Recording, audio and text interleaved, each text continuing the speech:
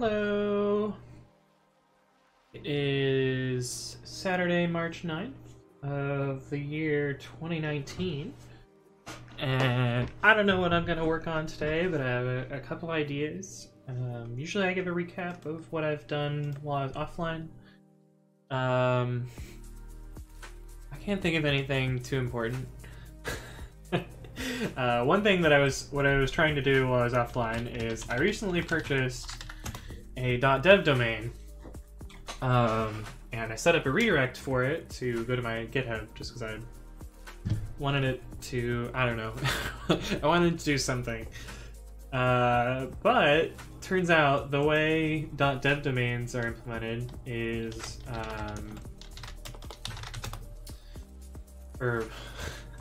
the way the spec for .dev was set up is that HSTS, which is HTTP Strict Transport Security, which is basically a whitelist of domains that are distributed to browsers that force the browser to always download those domains over HTTPS. And it turns out the way .dev was set up is that every single .dev domain is in the, star.dev is in HSTS, so every .dev domain needs to be served over HTTPS, which usually shouldn't be a problem, but the problem I'm running into is my registrar lets you forward domains, and so you sign up for a domain and just tell it I want to redirect here. That usually works fine. But because it's in HSTS, when it tries to load HTTPS asyntilly.dev, where's the actual cert? Does it show me? It doesn't actually show me the cert, but my registrar is actually serving the wrong domain, and so my domain won't redirect. It's a little bit annoying. So I thought, okay, well, screw my registrar. I'm gonna move on to a different one and migrate all of my stuff. And turns out I don't have too much that's actually depending on that. Hey, what's up? Was that an R or an N? R Barner 14 for following. Every follow counts. Hello. Yeah, so I wanted to switch registrars, and so I was like, oh, I'll just back up all of my code that's on my current domain and try and work that out. Like, I haven't updated my website in years. 2012 is the last time I touched it, which is almost 7 years ago. Actually, it is 7 years ago. That's how I can math. There was like some stuff on here that was kind of cool, and like I had a site that showed like Google Talk themes, but it doesn't render anymore, so something's clearly broken there. Linked to some other stuff, like talked about my Android app that isn't downloadable anymore. Hey, how's it going? But so I was like, oh, I'll just back up all the software, and then I know this is a dynamically served website, so I'll convert it to a static site and then host it somewhere else, probably on GitHub pages, because I can do that for free. So I started backing everything up. I found a bunch of like very strange things that I couldn't quite explain. The first is this file asdf.php, which I actually posted the source on Twitter. But it always prints this number. And if we look at the source, let's see if I can get that. It fits in a tweet, which is also kind of silly. Where was it? Here we go. This is the contents of that file.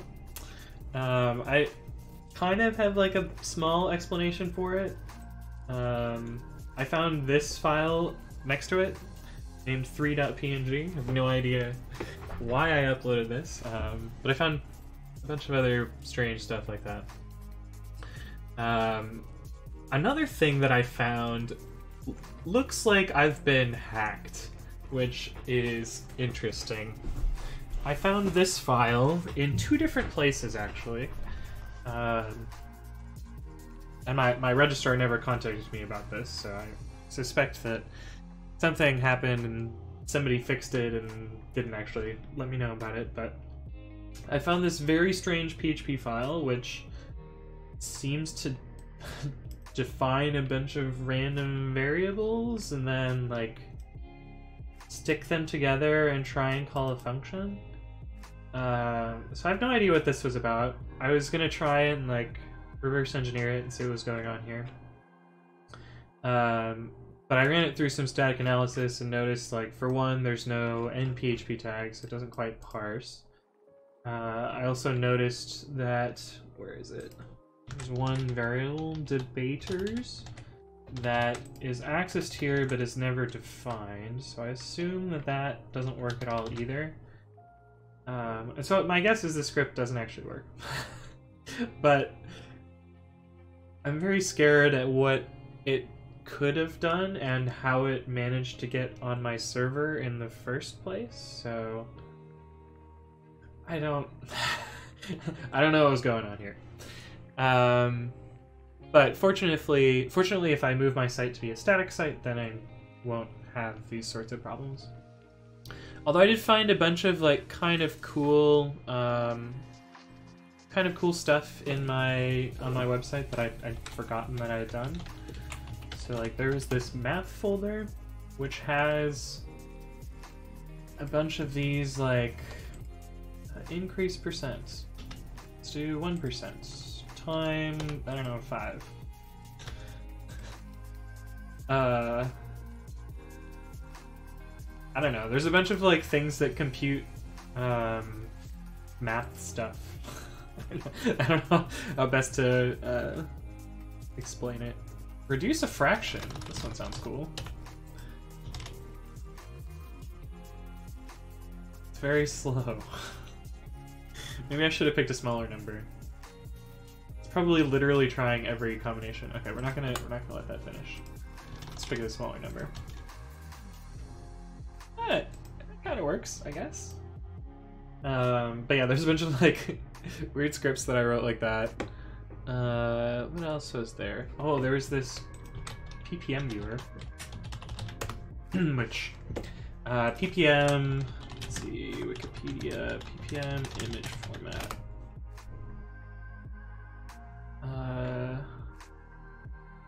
Yeah, so ppm is like an image format. Hey, what's up, Callous Fury? Thanks for following. Every follow counts. Hey, outdated version, how's it going?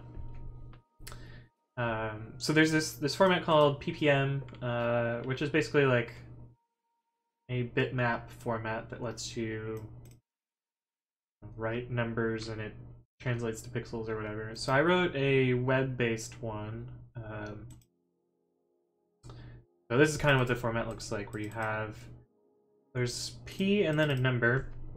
The p3 format is triplets of pixels, whereas like p1 is just monochrome.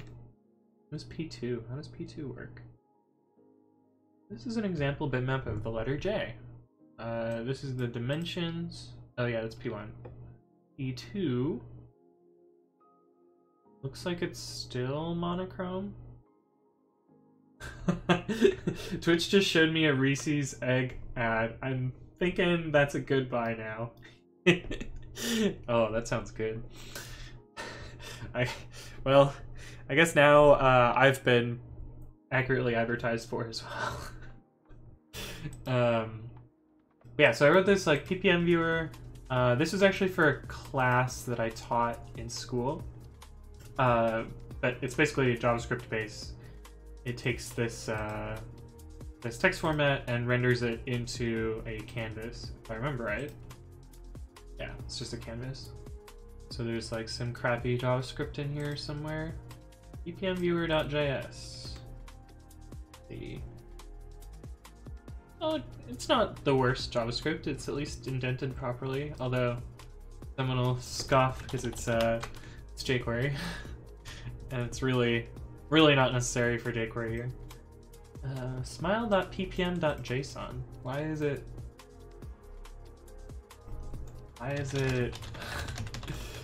JSON? Oh, I guess it's just one giant string. I mean, that technically works, but not how I would have probably implemented it if I were to do it again. But I won't, because this code's old, and I don't know why I did this well, I know why I did it. I don't know why it's still around. What other weird stuff did I find? Oh, I found this like salon website that apparently I was doing for someone. But apparently I just like made the layout and nothing else. Like none of these links work. This image I clearly made in Paint. There's a box here, what is the box? Oh, there was supposed to be a video there, but like no video. Other stuff here. Yeah, I don't know. The old Facebook and old Twitter logos. And like Times New Roman text, didn't even bother styling this, but apparently I made that. I don't know what that was about. Drawings are beautiful, yeah. I clearly spent a long time on these. I found this, which was kind of cool.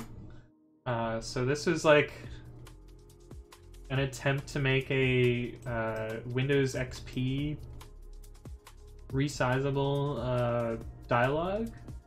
It actually looks pretty good. I'm pretty sure I know how it works, which is pretty jank. It's got the title bar, which should have 3 divs in it. Yeah, so there's a left div up here, which has an image. It's like a bunch of images that tile, if I remember right. Open in new tab. Yeah, so here's the left background, which is this. Oh, you can't see it, but there's just an image for this left bit here. And then there's an image for the top right bit too. And then there's a tiling image over here. And I think I did the same thing for the bottom too, but I don't know. This is kind of neat. But also, like, why did I do this? What else was there? Oh, there's my vocab quiz software, which actually is pretty cool. And I use this a lot in school, and I've showed it on stream before. But basically, you could upload a list of words and definitions, and it would build a quiz for you. The code's really awful, but I mean, it did what we needed it to do, I guess. So it was kind of cool. This is one of the things that'll die if I move to static hosting. What else is there? I think that's it. I guess not that much. Oh, there's this. What is this? Punnett. Punnett square. Oh, this is for genetics. So like, you could put in genotypes here, and it would generate. Oh, that's even better. Wow. It would generate like the table for what the offspring's possibilities were, and like what possible genotypes you would get and what possible phenotypes you would get.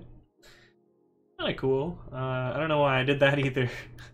Probably because I'm pretty sure I know why. I think there was one class where we were supposed to like make these by hand, and they were so error prone.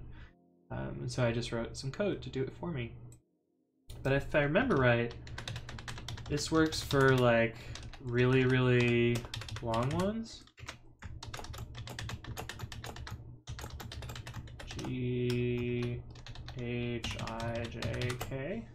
I'm getting flashbacks to biology. Yeah, it's pretty much what this was.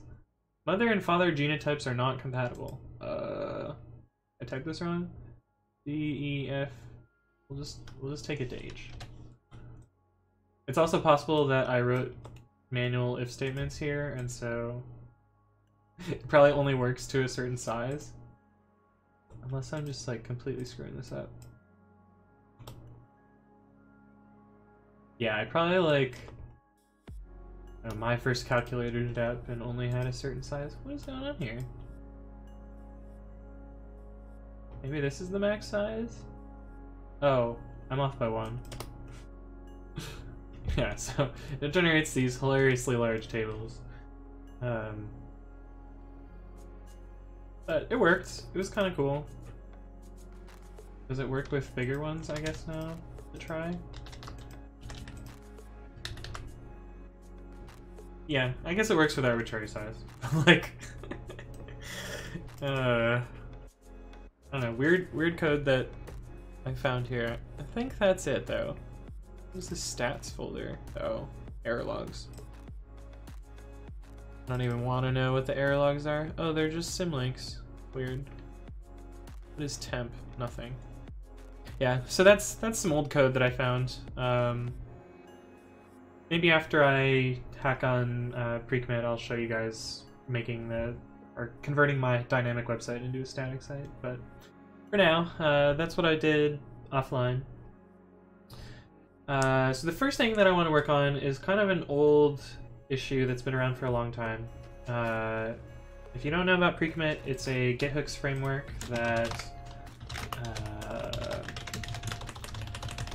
it's basically, well, it's probably better described as a linter runner framework.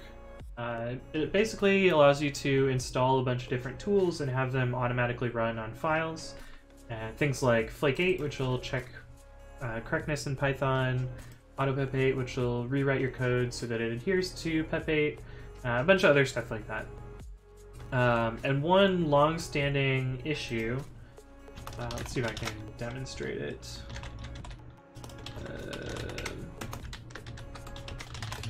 Local hooks. Oh, actually, there's a new hook for this. Identity, I believe it's called. But I don't remember how it works.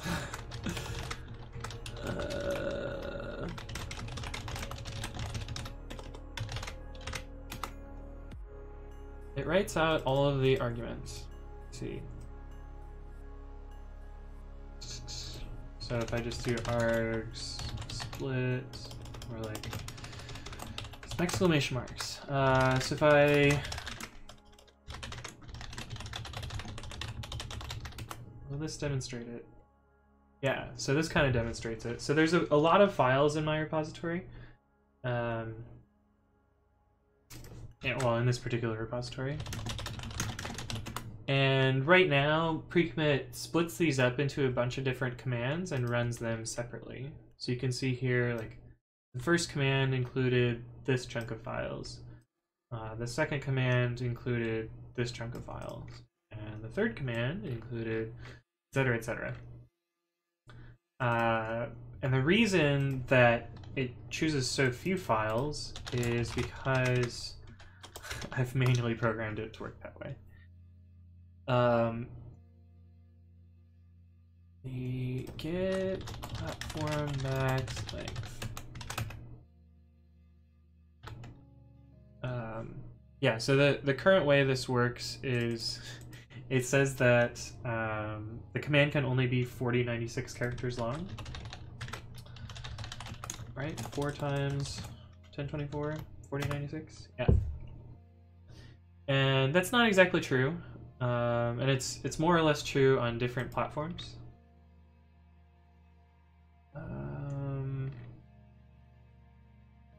And so what I want to do is improve on this value on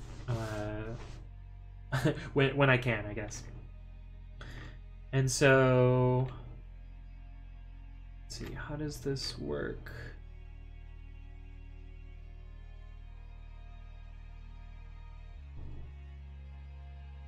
Partitioned Commands.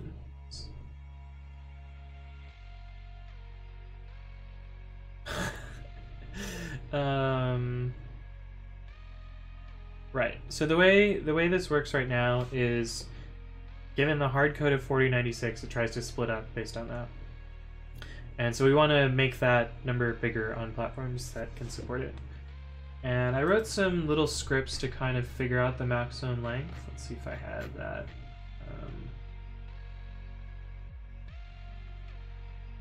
To just kind of like bisect it. So the way this script works is it starts with a length of 1 and then doubles it until it finds a max bound, and then it binary searches to find the absolute largest size. So like On macOS, when you run this command, you get this output if you have a specific thing in your environment. I don't have a Mac on me right now, so I won't be able to demonstrate this again. But the way it works on macOS is it takes... and it probably works the same on POSIX, now that I think about it. It takes this xargs value. Let's see, xargs. Super helpful description here, but this is basically the maximum size of arguments that you can pass into an executable. And you have to then subtract off the size of the environment, I think. But yeah, let me just take this script and we'll run it and see what it does on POSIX, which should theoretically give us the same approach that we'll use on macOS. Oh, I already had a script here. What was my script before? Oh, that was for Stack Overflow. Yeah, so we're just going to try and run echo in a loop and figure out the bounds here. Python 3. So it looks like the max that it picked is this, which actually is exactly what xargs says. So that's good. Your environment variables take up this many bytes. This is the max that POSIX says.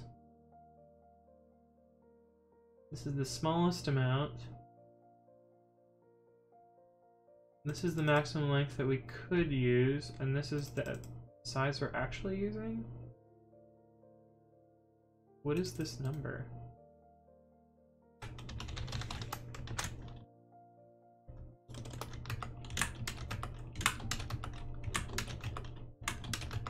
It's power of 2.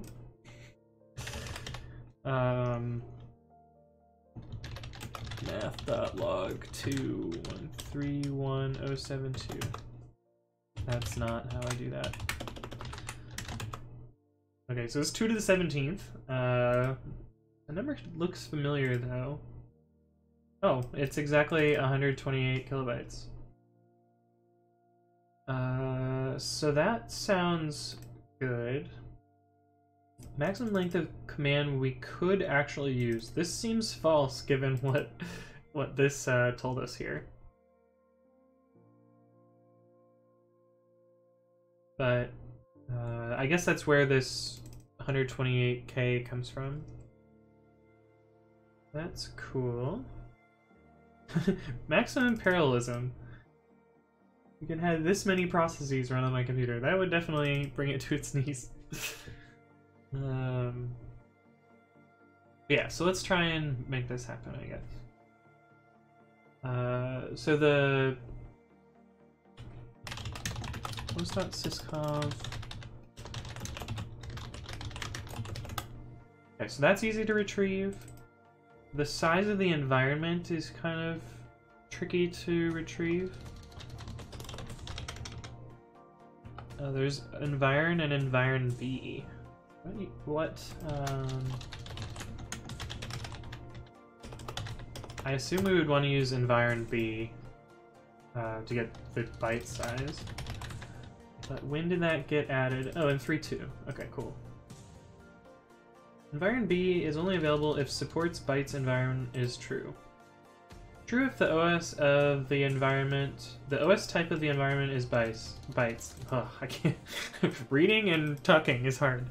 It's false on Windows, which is fine. We don't actually care about Windows for this implementation, because Windows, if I remember right, I guess I can show that here.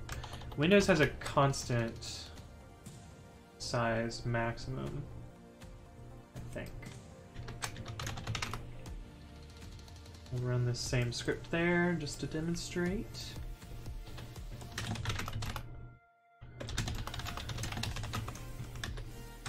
That's not how you paste. Okay.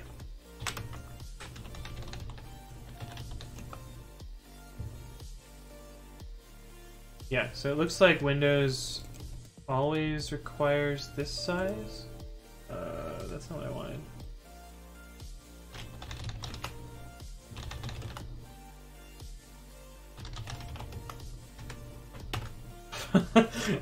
Whoops, I crashed my terminal there.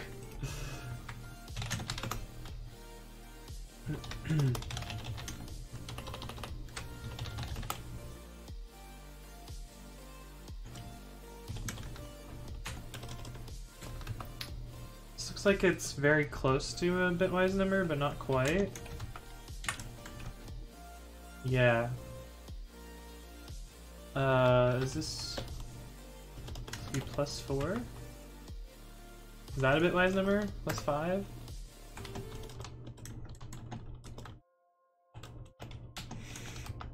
I think this is a bitwise number, maybe? Yeah. Oh, this makes sense, because we had 4 bytes for echo, and then, 4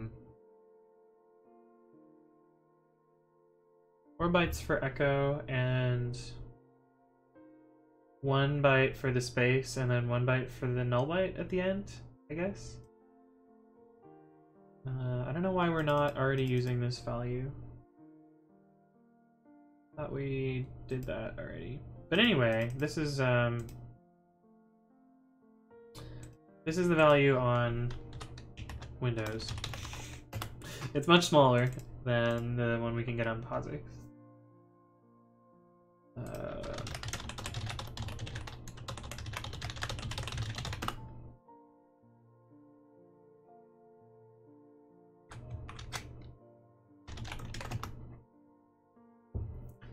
So xargs says the size of our environment is this much.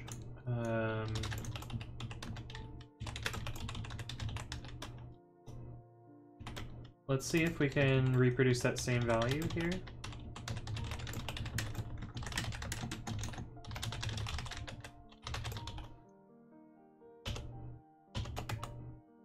Going to take exactly 1 argument, 2 given. Indeed. 32220 versus 3336.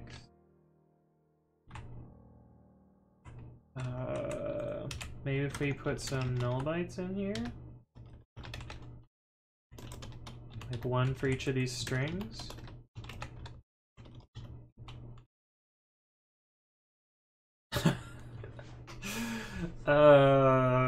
Now we're off in the other direction. Doesn't make any sense.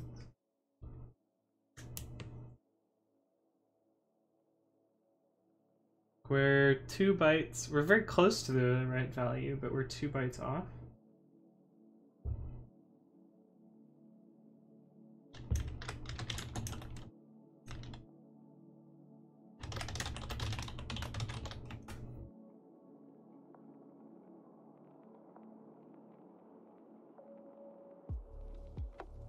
Okay, so this is saying the environment is 4 bytes. So 1, 2, 3, and then a null byte, maybe?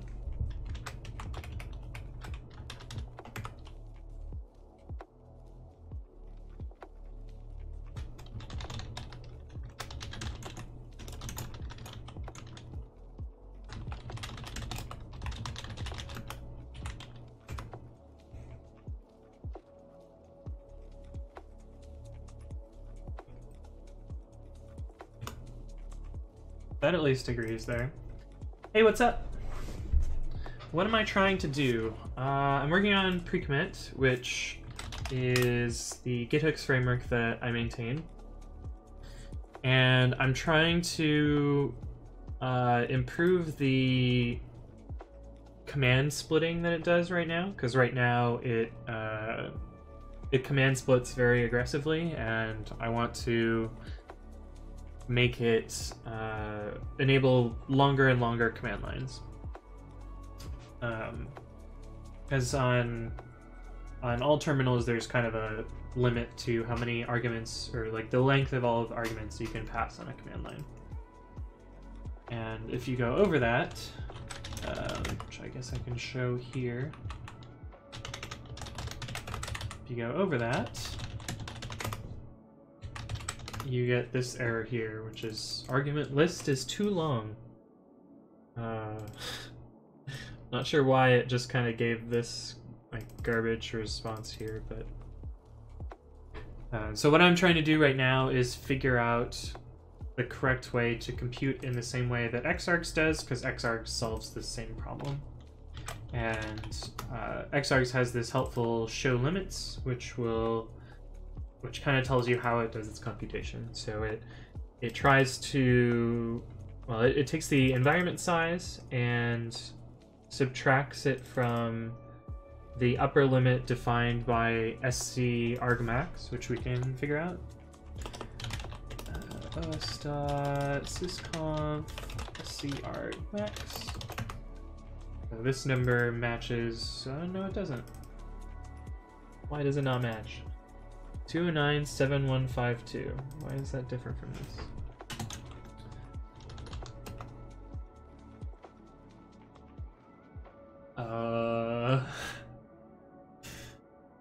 Why is that?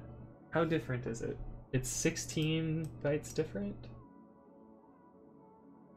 71. Wait, no, it's more than that. Why are these so different? They're 5,000, like, seems pretty arbitrary.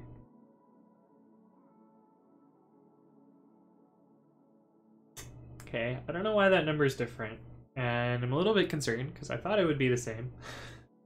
We figured this number out the same though.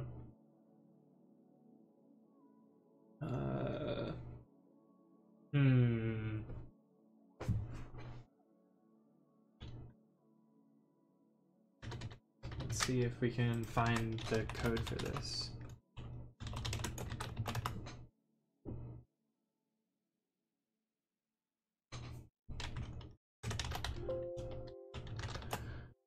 Oh, argmax.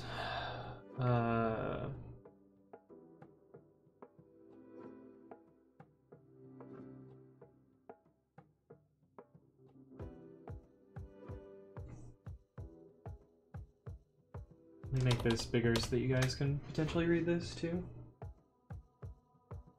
So I have this, which is working fine.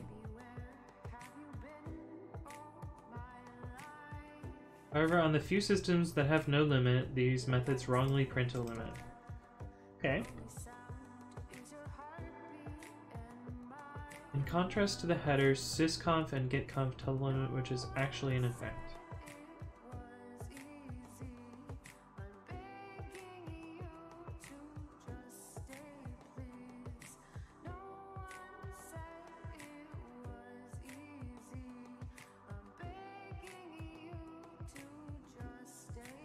Wait, can I just paste this?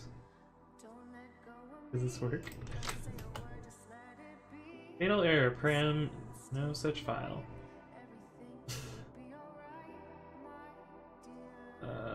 So clearly not that. If your CPP doesn't like non-existent files, you might try this instead.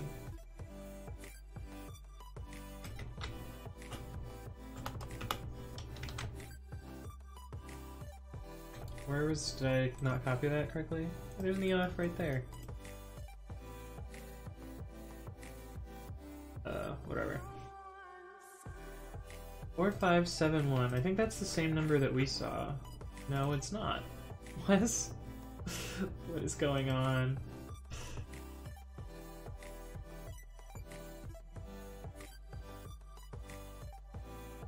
When looking at argmax, you have to consider the space consumed by both argv and envp arguments and the environment. Thus, you have to decrease argmax by the results of this.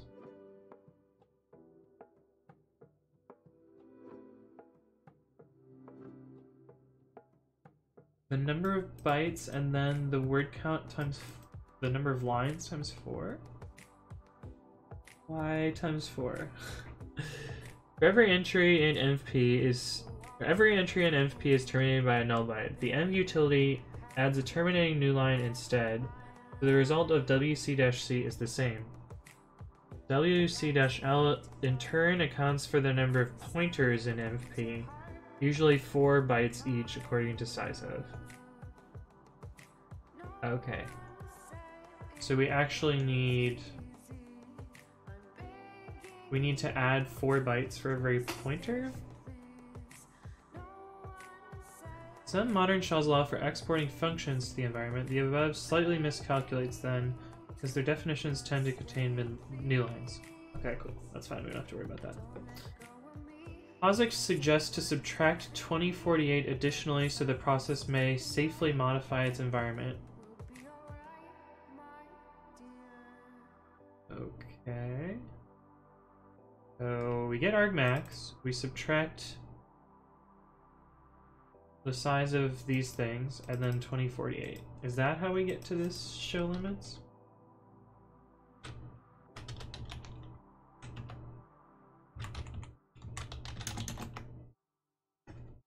Okay, so this number actually changes based on the environment. So this is already being computed here. Oh, these are the same. Why are these different?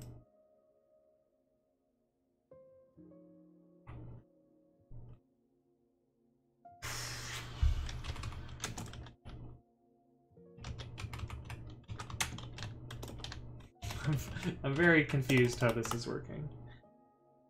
Okay, so when I add in a single environment variable that's 4 bytes, this got decreased by 4 bytes.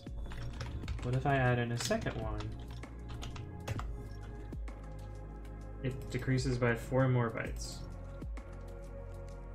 But now this is decreasing by more.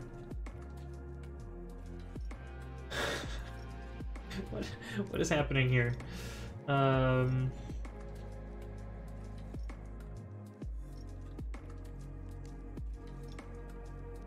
Yeah, this number actually decreased by 8 bytes when I added 4 bytes to the environment. If I add a single byte here, what happens? This subtracts by 2. And this subtracted by 1.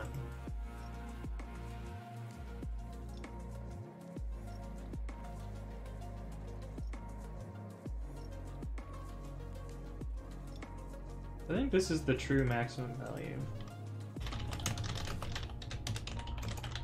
Is this a nice bitwise number?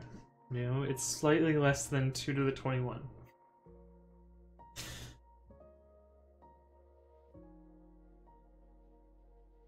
Is it exactly 4 less than that? Is it 6 less than that?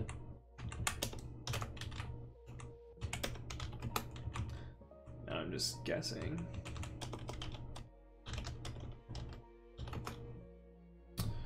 Oh.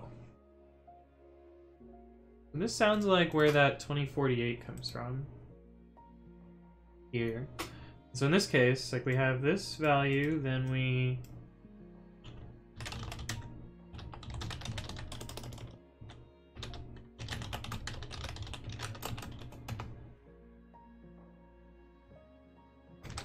Are these the same? Okay, so it's already... xargs is already subtracting out 2048. That's where we get this from.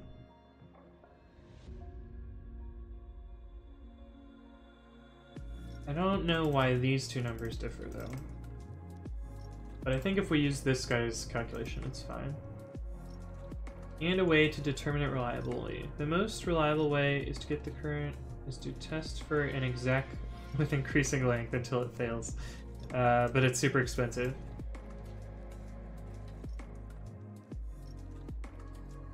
This might be expensive, but at least you need to check only once. The length of MFP is considered automatically and the result is reliable.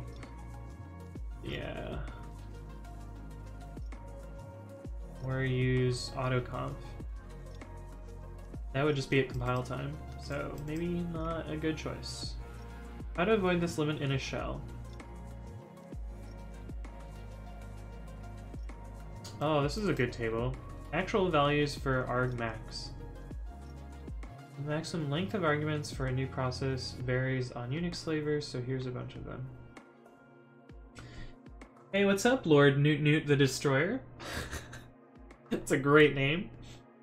How are you doing? I'll give you a high five also.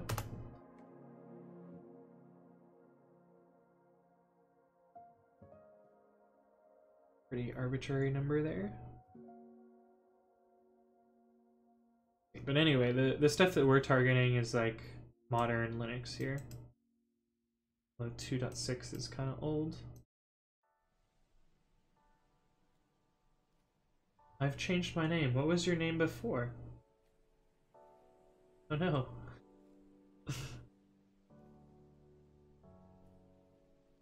Oh, I'm 90% sure I was Satan when I was here last time. Yes, I remember you. Oh, what was it? It was something Satan though, I think. I can't remember. But yes, I do remember you. Oh god, what was it? I don't know, it was a good name. Oh, Satan 3, yeah, that's what it was. I remember saying something about where's Satan 1, 2, or 0, 1, and 2. But yeah, how's it going? Haven't seen you in a while.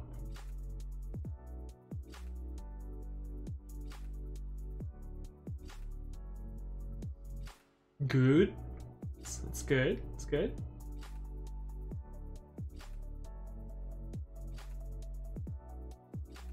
Interesting that this reports 1/4 the size of the stack, and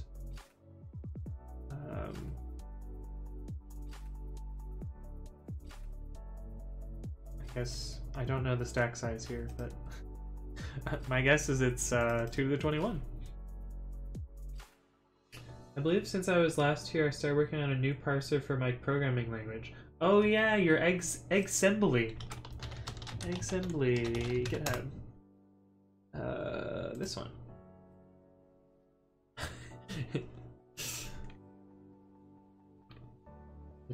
Oh man, there's so many new commands since last time. Axe. Execute all chickens. Saves the front one and gives it to the user.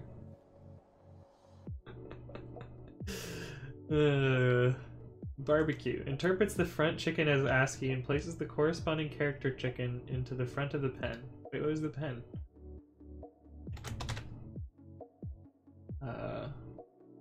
What do you mean when you say chickens? I'm adding a lot with the new parser. I haven't seen the parser in a while. Clearly you've been working on it recently, as much as 4 days ago.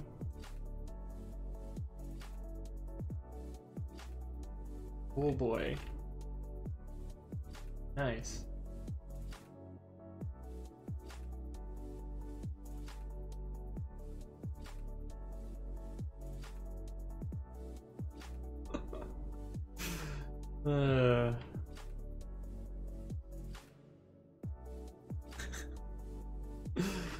This is amazing.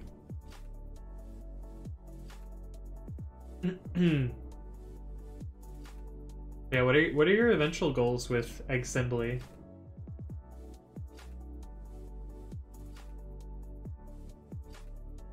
I should post a link to that in chat so that others can look at it as well.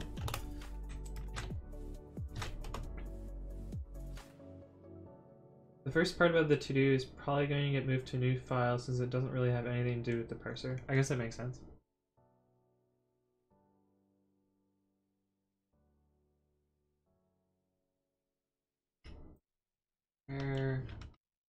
Oh, I guess one thing that you haven't seen since you've been gone is I implemented a chatbot, which has a few commands. Not too many because I haven't worked on it in a while. But those are the commands that it replies to. Uptime, help, oh hi, and ping. I guess so YouTube can see what I'm talking about. But there's a couple commands. But I did that on stream. It's kind of it was my excuse to learn async IO. Twitch chat bot, is that what I call it?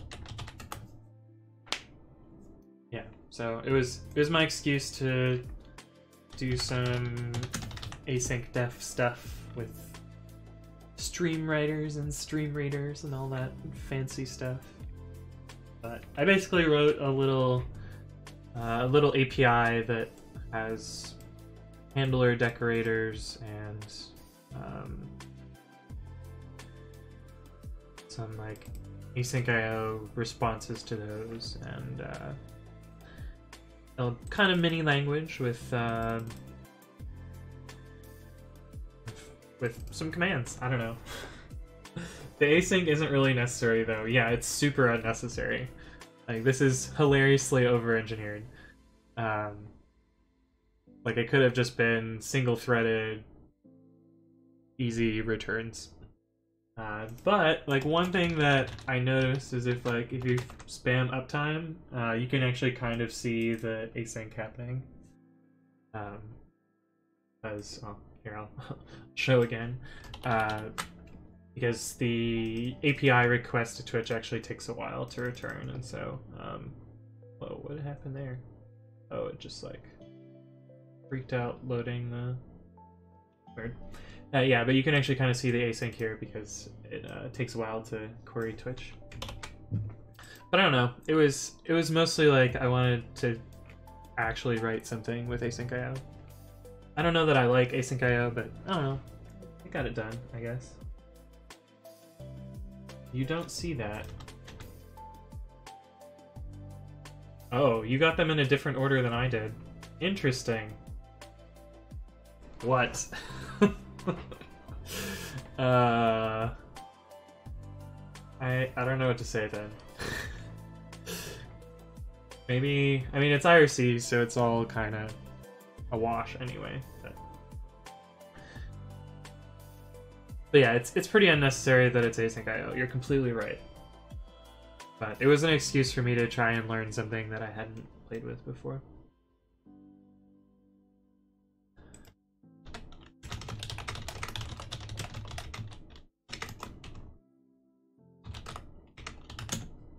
Okay, so the first thing that we want to do here is, if we know the platform, we can start doing this SC argmax computation. I always forget how to detect platforms, so I have a little cheat sheet that I put together for myself a while ago. Platforms, which I'll link in chat because it's kind of useful. I've definitely referenced it a bunch of times. This is mostly Python specific, so that you can figure out like what each of these different things return, because they can return different things on different platforms.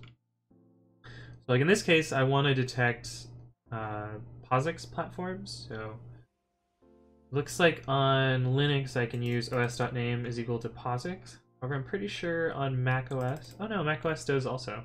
Nice. Okay. So that solves that, assuming macOS handles this the same way that that Linux does.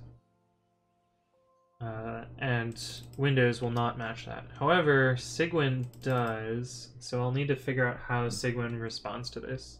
Unfortunately, I don't have Cygwin set up right now, or I would show that. It takes a bunch of bandwidth to download, and I don't really want to drop frames, so we'll skip Cygwin for this, and I'll investigate offline later. But actually, oh, this chart had a thing for Cygwin, if I remember right. That's really, really old, though. Windows 5.1 was forever ago. We're on 10. Oh, I guess they skipped. Hey, what's up, Sarcastic Dante?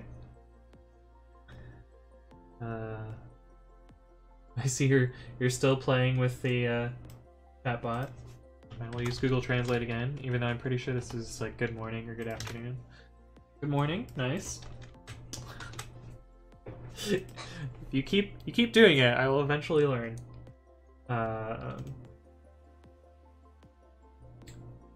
But yeah.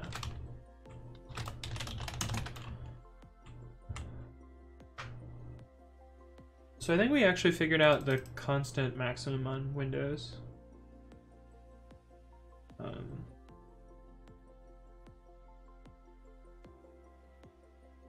But this computation isn't quite right either, but we'll handle that later. What was it? os.name is equal to POSIX. I didn't have much time to work on the shallow cloning. Bummer. It's very close though. I think like we just need to refactor the middle part. Where was it?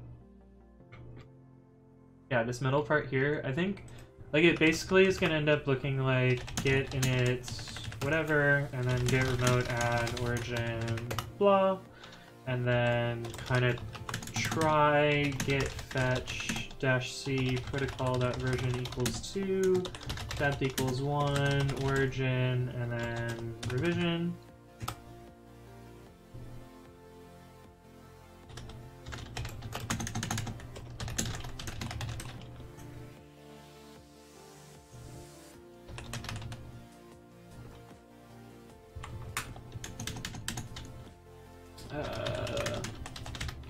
And then something like if shallow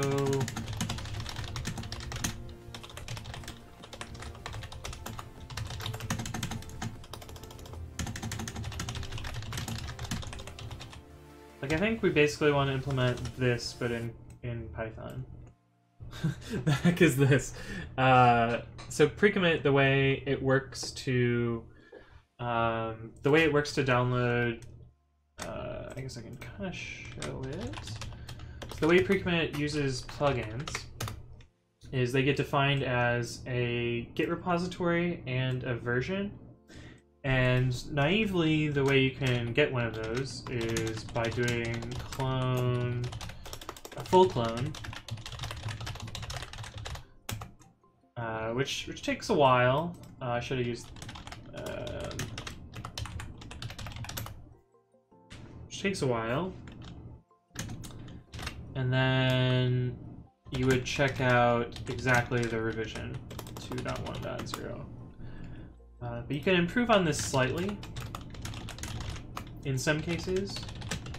My version of Git is too old, so the first thing you do is initialize an empty Git repository which has no remotes.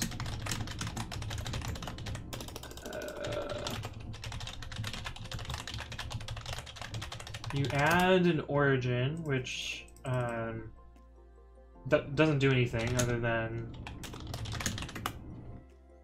make this fetchable here, and then you can get fetch depth equals 1, and then a the specific revision, and that'll do a shallow fetch. So if we do git log fetch head, you can see that you'll end up with what's called a grafted commit, which means that it basically squashed all the history into one and then didn't leave anything else there. And then you should be able to check this out like this. Yeah. So now we have the entire Git history here, but if we look at the file size on disk, it's much smaller than the full clone was. Where'd the full clone go? I must have deleted it. Yeah, well in this case it doesn't make that much of a difference, it's just like half the size, but it does kind of make a difference. See, fatal ... 0 does not appear to be a Git repository. Test try repo relative path. That one fails with fetch instead of clone. Interesting. I'll help you dig into that one. It's possible, like, try repo does some terrible black magic, and so it's possible we'll need to adjust that for shallow cloning. It's actually currently broken, or like partially broken in some cases. I have another issue for that. That one I found on stream, which was slightly embarrassing.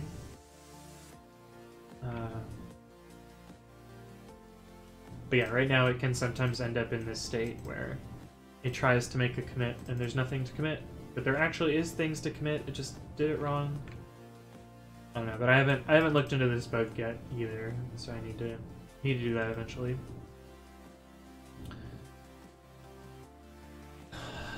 But yeah.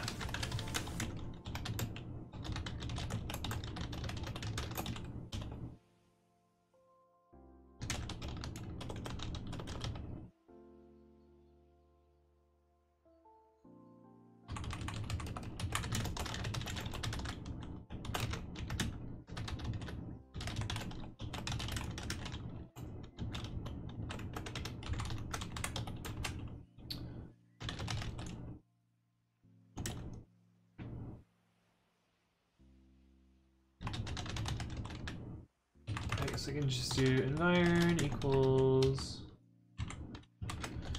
get adder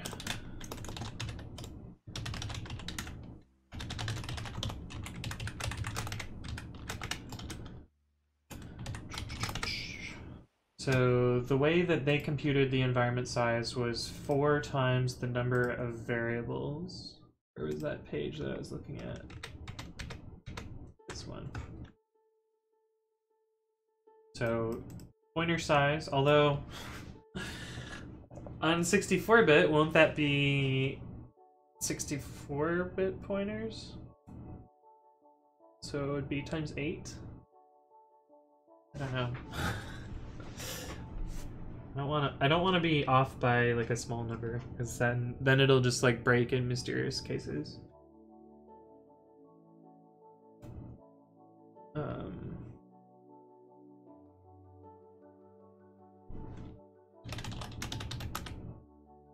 Oops, that's not what I want. What did that do? Import sys, and now my mouse is different. Oh, I bet it's stupid image magic. Import saves any visible window on an X server and outputs it as an image file. Yes, image magic, I was right. Stupid image magic.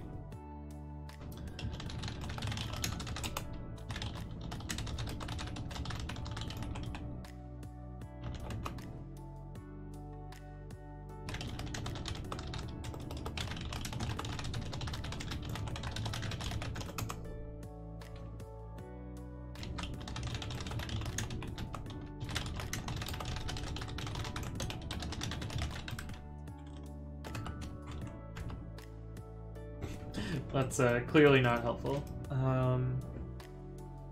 The size of pointer Python. That's not what I want.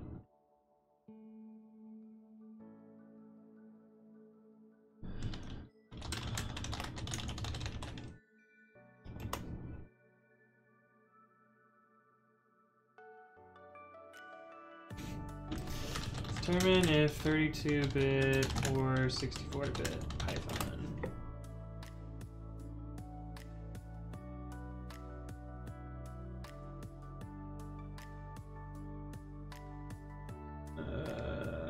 That seems sketch.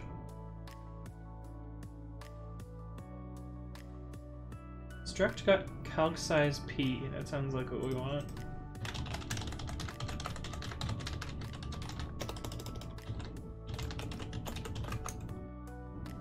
That I believe that's pointer. Python 3 struct. Of course, searching for P is not going to be helpful. E void star pointer. What does note 6 say? The P format character is only available for the native byte ordering.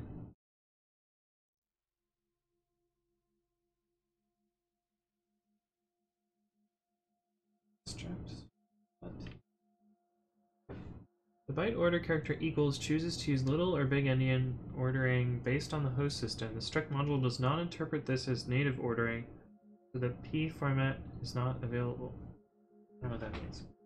To be fair, you searched for O and not P. I'm pretty sure if I search for P, it's just as useless. You are right that I searched for O. But when the language starts with P, the file name ends with P, yeah.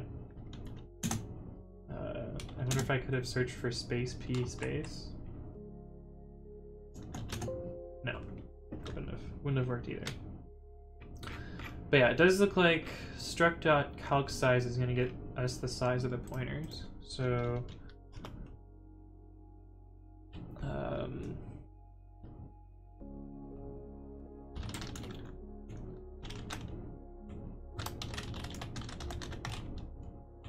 struct.calc size p times the length of the environment. So that gets us the number of pointers in theory. I'm disappointed Chrome doesn't have regex searches. Yeah, that would have been nice. Yeah, I would have done that as well. Word boundary, capital P, word boundary. Sorry about the dings. What is the E format? C-type C7. IEEE binary 16 half precision type. Interesting.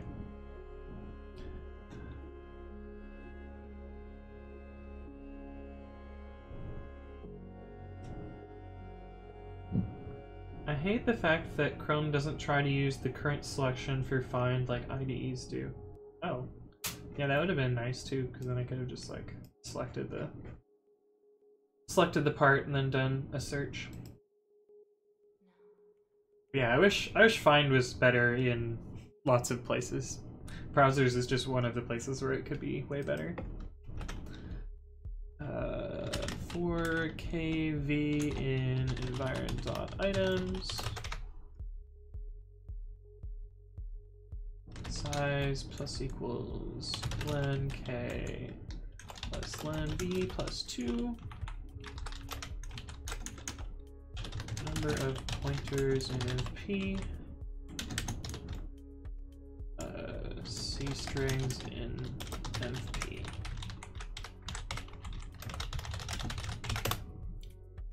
So I think this is right.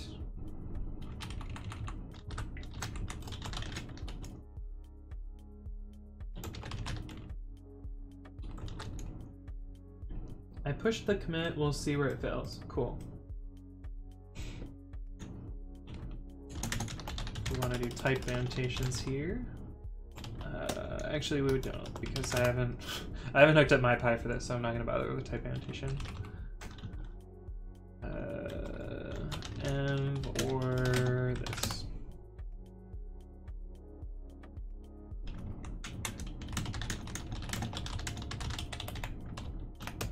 That's more accurate.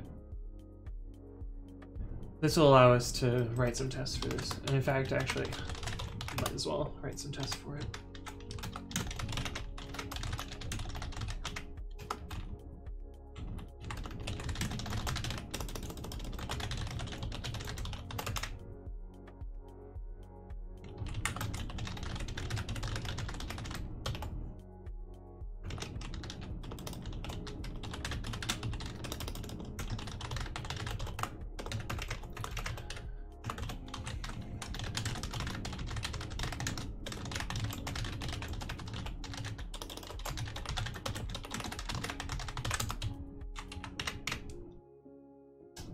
So empty environment should give us 0.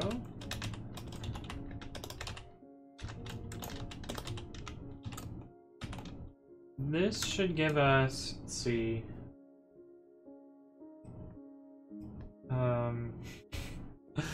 Crap. This will vary based on platform, and I bet we test on 32-bit Python on Windows.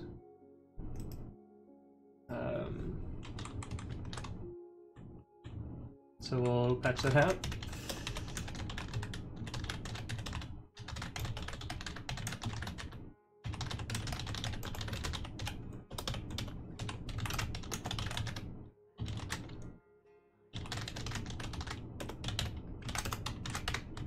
Oops.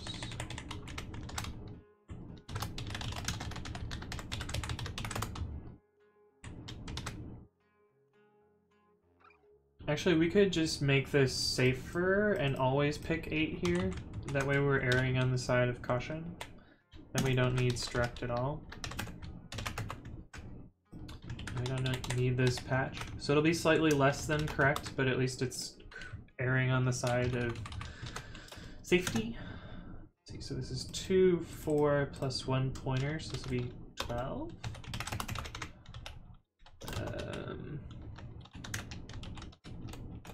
This will be 13 because it's 1 larger.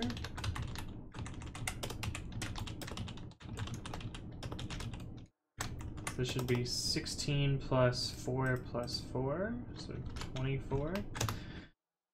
Hopefully, we'll see how that goes.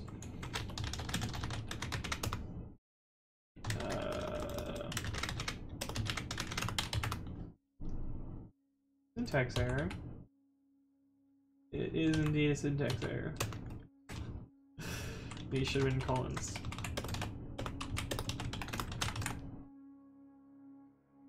And those failed as we expected. Because we have that there. Env is not defined, right?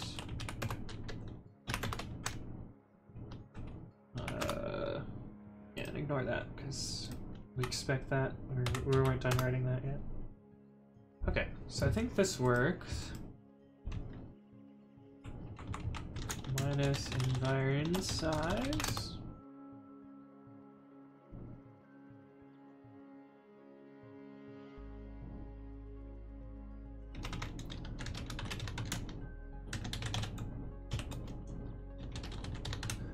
Had to try out Chrome regex search extension after that. So far it works. Oh, that sounds good. Chrome regex search extension. Productivity. Yeah, what could go wrong? Let's install it. It can read and change all your data on the websites you visit. Oh Christ. Well. No, stop. Wait.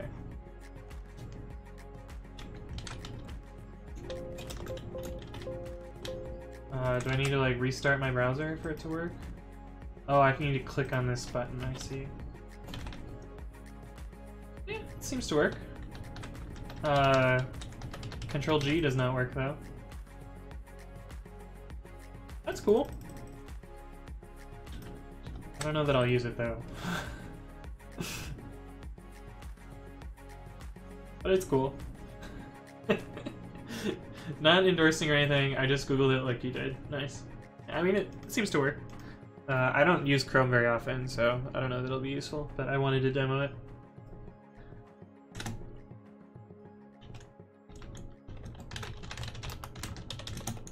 To this, what was it?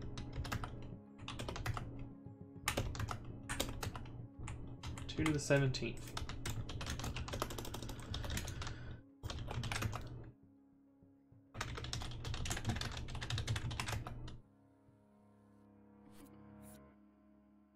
Other browsers have plugins and extensions too. Yeah, that's true. That's actually probably why I use Firefox more. Let's see, Firefox, regex, search.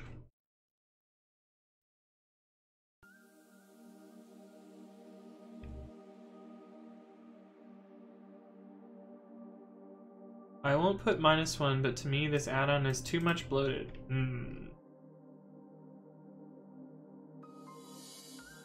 Regex find. Not a thing anymore.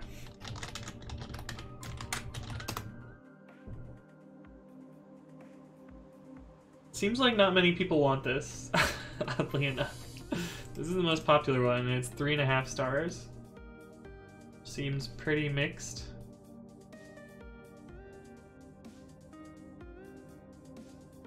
Weird. Hey, what's up, Mindful Fox? How's it going?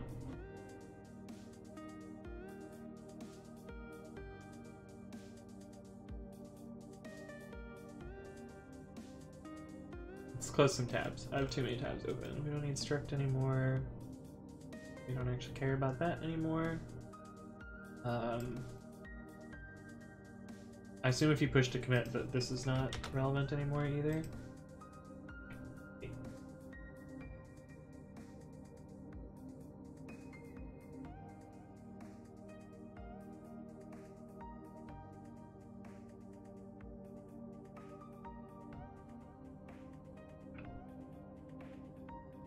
I see, cool.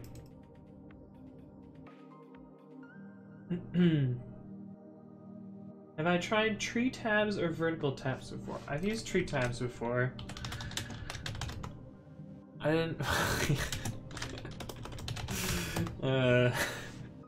I gotta remember that when I Google stuff that Google doesn't always read my mind about everything. But yeah, I've used tree tabs before. The problem that I have with tree tabs is it encourages me to have more tabs than I currently do. I already have too many tabs. Do you know a good one for Chrome? I don't. I've only ever used it on Firefox. So, unfortunately I don't know. But this looks good. I just close all of them. 2 tests failed. Well, it's better than it was before, I guess. Let's see. Which tests did we fail? Try repo and a repository one. Oh, yeah, I'll help you fix this npm stuff. It's a mess, and it's my fault, so... I just changed how npm installs recently, because it was buggy for a different reason. But I think we'll have to change it back and be smarter about that. Where is it? Use npm install git plus file : // and it probably doesn't know how to clone that, and so it's broken. npm in a Python project. Yeah, so Precommit also has Ruby and Go and Swift and Docker and a bunch of other stuff too. It's like the project is written in Python, but its goal is to do cross-platform installations. But yeah, I recently changed the way npm install happens so that npm does the proper bootstrapping here.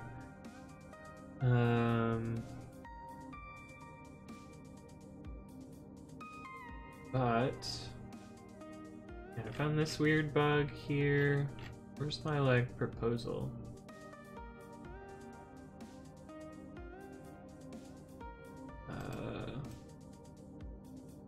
There we go.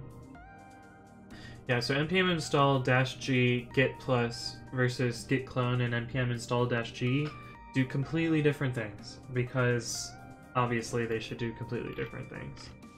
And one of them doesn't work, and so that's why I switched Precommit. But we'd switch it back and then run this before we run npm install, or these 2 commands. Which seems silly to me, but if that's what we need. What is this image? You have 1 tab. Nice. That's the only tab you need, right? Yeah. But yeah, I was gonna say Satan. I was like, wait, what's your new name? Lord Newt Newt. We'll have to fix this for your branch. That's fine. At least I kind of know what's wrong there. Incognito. Is that really? Was it? I missed it. Oh, it's not incognito? Okay, you just have a theme. I see. It's like dark mode or whatever. Dark mode Chrome. Dark mode for Chrome. That doesn't look dark. That just looks like dark mode for Google. Whatever. I'll take your word for it. Oh, you have a link to your... Just black. Why not? Oh. It's kind of nice. It's a little dark. It didn't even prompt me, it was just like, go. Oh, the Chrome team, it's official. Cool. Little racist. Hey now. There's no racism involved here.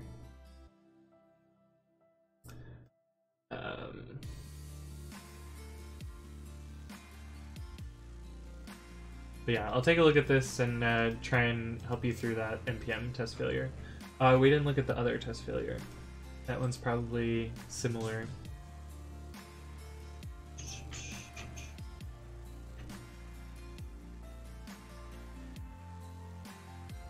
Test try repo relative path.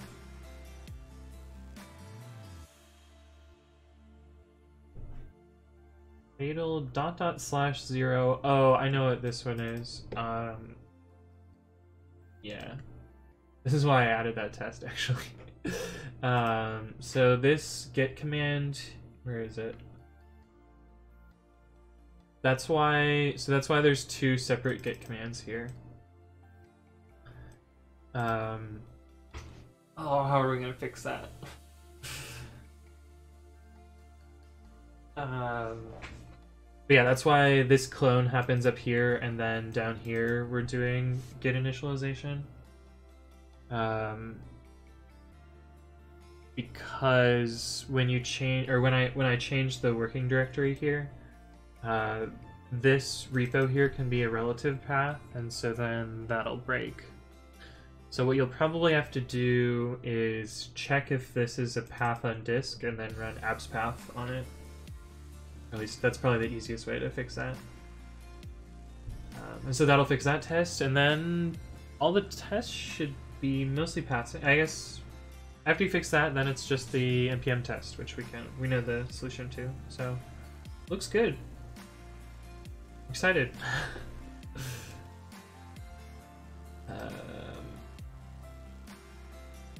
Right.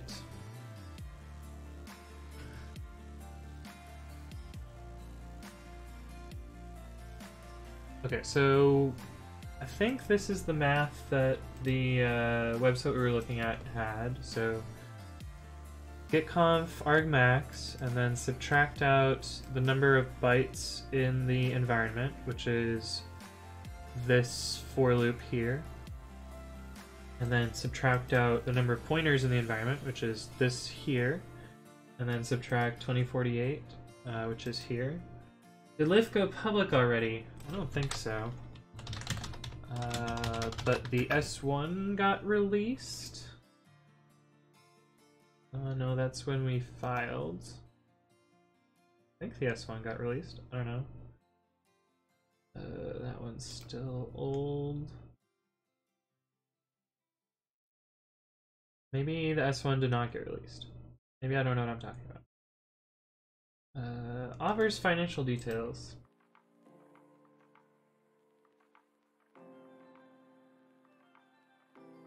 Yeah, so Lyft is not public yet, but the information is out there, I guess.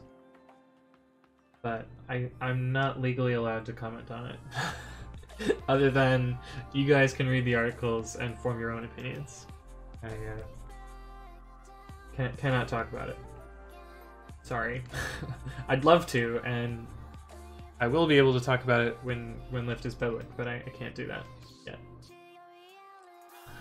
I don't really have any more information than you guys do either. Like, in fact, I think I have less information. But that's just the way those kinds of things go.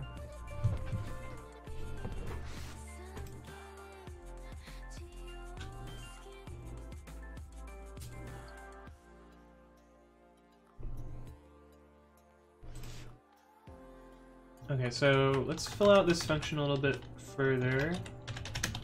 So we want to detect if we're on Windows.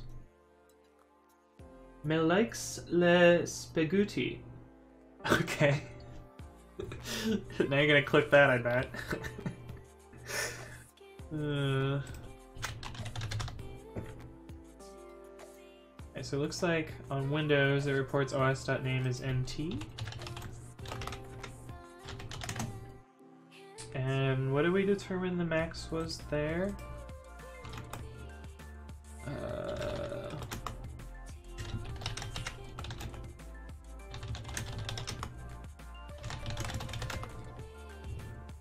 32762.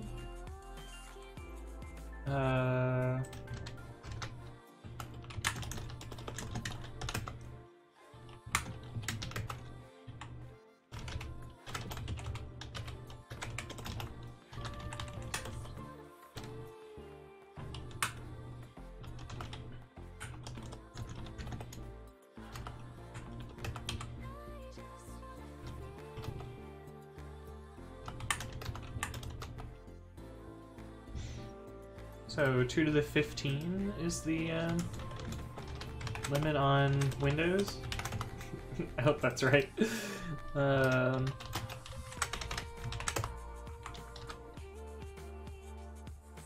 do properly compute max length value. I think we did that. Oddly enough. But this should make all the tests fail.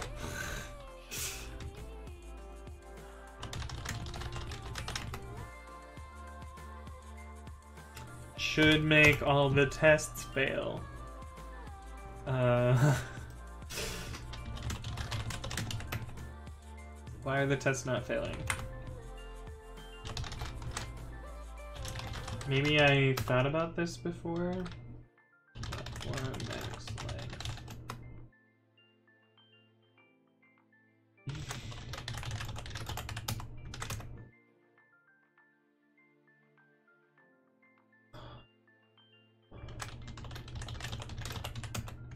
Where does this get referenced? Oh, so I bet partition we always pass in the value. That's fine.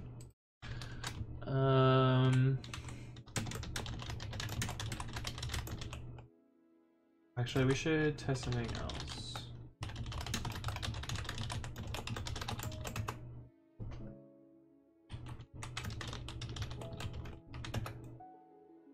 Okay, so sysconf raises value error. That seems weird. I would expect it to raise OS error, but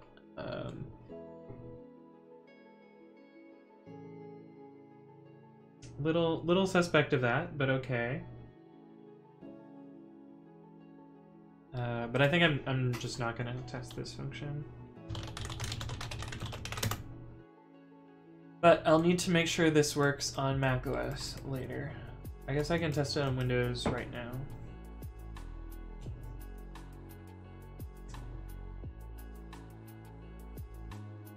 This is for here's the clip. We'll pause the music so we can hear this one. Oh, that's too big. Le spaghetti. Me likes le spaghetti. Alright. That's pretty good.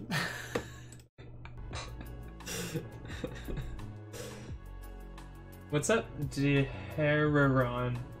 Deheraron. Test/commands/try-repo test try-repo relative path passed. Nice. That's a good clip. Good clip, I approve.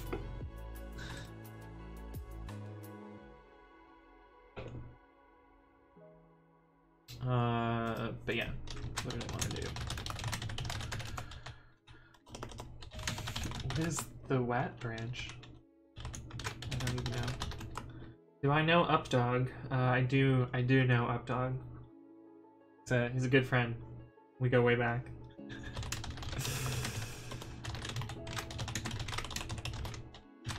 Oh, I guess I can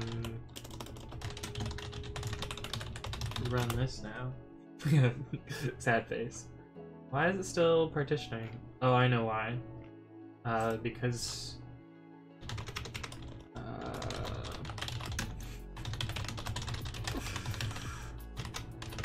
I have multiple CPUs on this machine. So there should actually be 5 splits, I guess. 1, 2, 3, 4, 5. Yeah. That makes sense. If I run it serially, though, we should get it all in one, whereas we didn't before. Compare serial equals true. I have a question for you, Anthony Writes Code. Shoot away, Lord Newt Newt the Destroyer. I will answer it. Oh, here we go. Oh boy. So this is gonna be something ridiculous, but okay. Do you happen to have a tattoo on your left calf of one-legged Victorian high-back chair in which sits a man-o'-war jellyfish reading poetry to a group of malign stalagmites, which represents the ongoing struggle between parent and child as described in Chapter 12 of Her Majesty's Decree to the inhabitants of the inner sanctum of the eternally finite Valitarians. What? I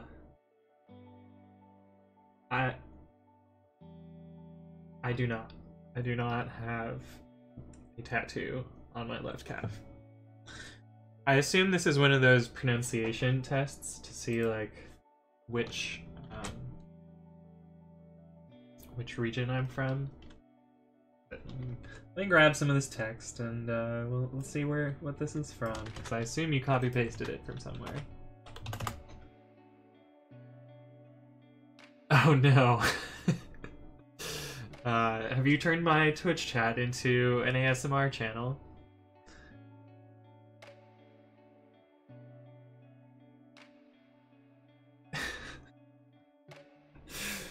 Oh boy. What is this guy? What does he have to say about stuff? Welcome to a new periodic series where oh no. I'll be trying to guess random things about you. What am I watching? Not anyone else. Surely not me. But you. And only you. It must be from or where it's from. And I will be I don't see why else. writing down your answers. I hope it's the first one. Piece of paper using this clipboard. Now this Ooh, 1080p. series. Oh, what is going on? What just happened? I must have clicked on an ad. Hello. I wanted to do this. I hope you're doing well. The reason for that is because while my intentions were good, it's quite impractical to expect someone to sit through hours and hours and hours and hours and hours. Oh no, closed captions. Expecting Yeah, it seems like not. their name or their city. So I'm going to ask just a bunch of random questions that will include your name and where you live and a bunch of other things as well. Okay. So just give me a moment. Let me put the first sheet of questions in the clipboard. I really hope it's the first question, otherwise I'm closing this, because I don't have time for this. Okay. Are you ready? Okay. Yes, I am. Ready. Are you comfortable?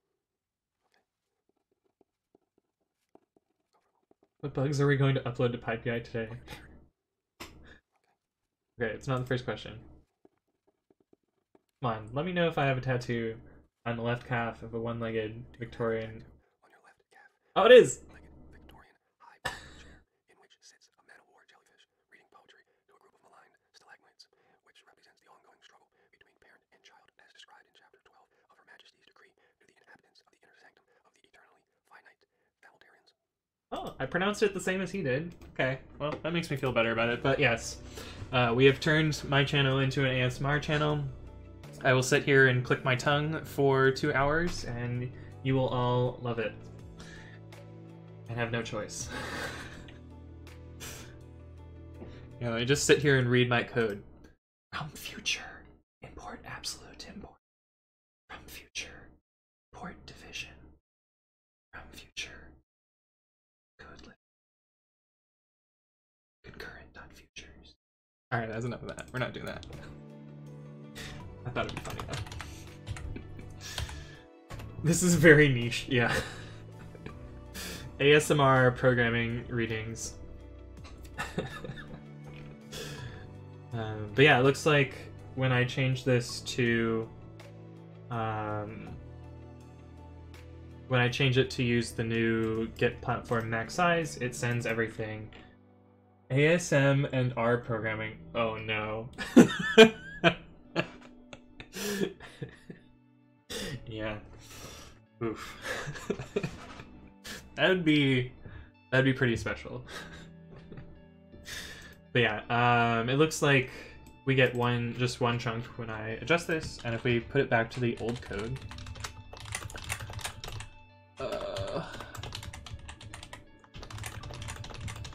I feel like you could also do like an ASMR channel with just a mechanical keyboard where somebody just like types stuff all day. I don't really have a good mechanical keyboard though, so. But yeah, it looks like when I put it back to the old code, we get 1,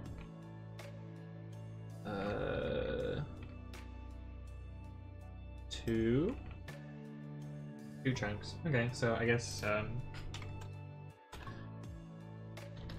it's an improvement, I guess. But I think that shows that this is working. This is based on the same logic that we saw in this article that we read. There are a bunch of those on YouTube of just like people, of just like mechanical keyboard ASMR. This is gonna be in my suggestions forever now, I guess. Oh, here we go. Here we go, guys. 16 minutes of mechanical keyboard. No talking.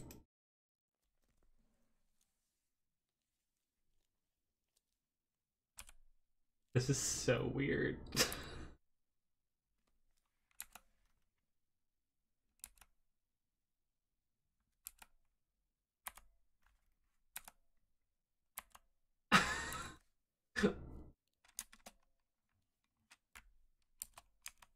This is such a loud keyboard.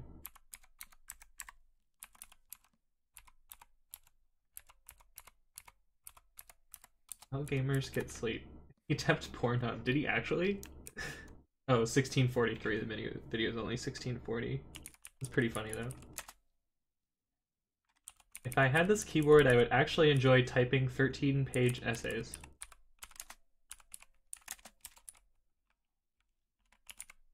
Suicide rates have dropped to 0%. Yeah. Okay, that's enough of this. I feel lied to. He's also clicking, so he or she.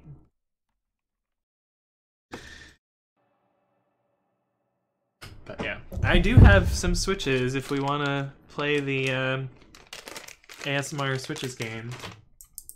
These ones are really loud. I don't know if you guys can hear those. But I don't remember what they're called either, but I do have some very clicky switches. Oh, I have these green ones too. I don't know what the green ones are.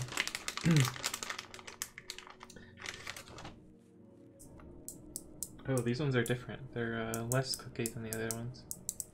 A little squishy. But these are from my keyboard project that I put together. Clicky clicky. Out of jokes, sexy voice helps you a lot on stream. Yes. I don't think I'm gonna sexy read code to you, and I don't know that that does it. That quite does it for anyone. I'm sure there's someone, but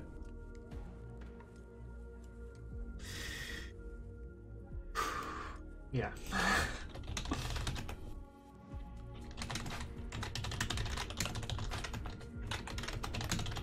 There's a market for everything, yeah.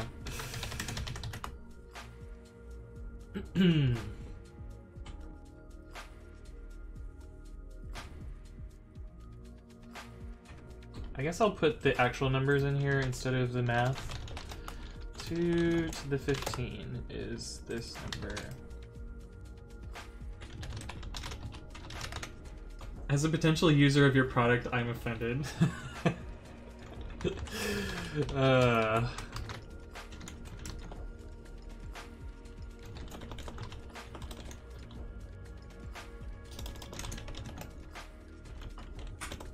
Two to the 12.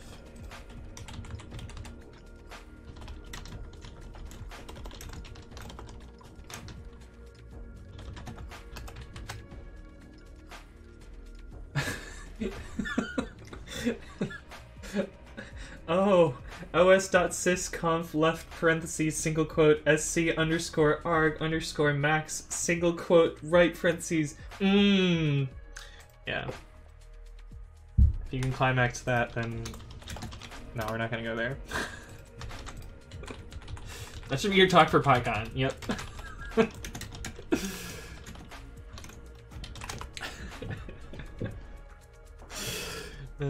Good meme, yeah.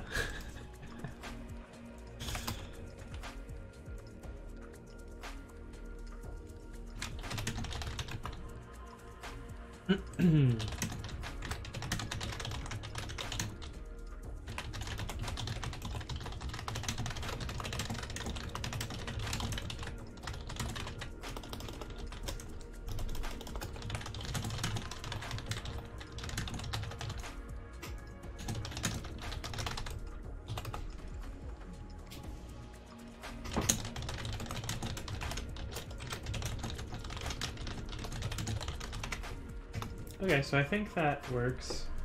Oh no. Oh no. What is this clip? os.sysconf left parentheses single quote sc underscore arg underscore max single quote right parentheses os. I could have been a little more enthusiastic, I guess. Maybe.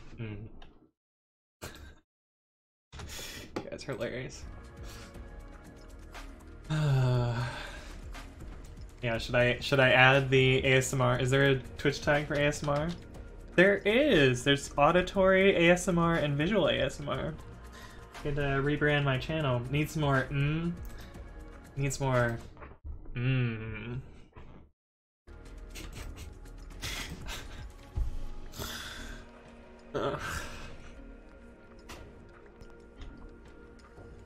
This is definitely visual ASMR. Oh boy. Yeah, check out my terminal, guys. A bit of this, bit of that.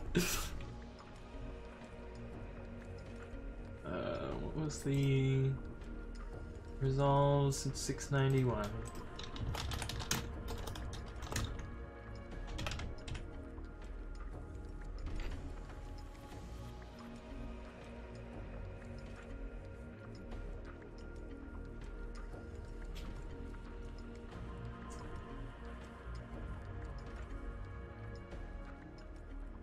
I mean, I guess.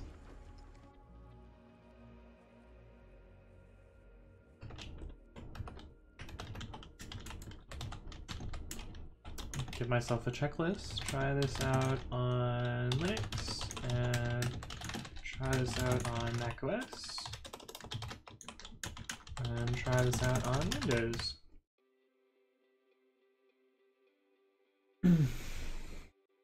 Oh, I thought you said suicide rates have dropped to 0%. Oh, that's not good.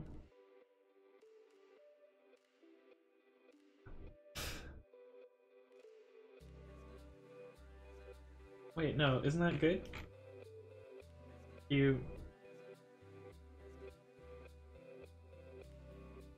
Oh, I said that's enough of this, I see. Yeah. Enough of the ASMR. No, it would be a good thing if suicide rates dropped to 0. That'd be great. Right, so I want to try this on Windows.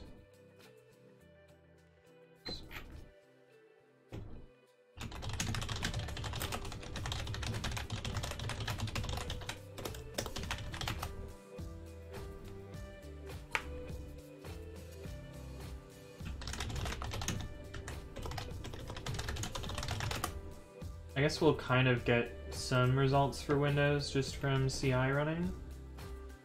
Don't you just run a Linux VM on Windows?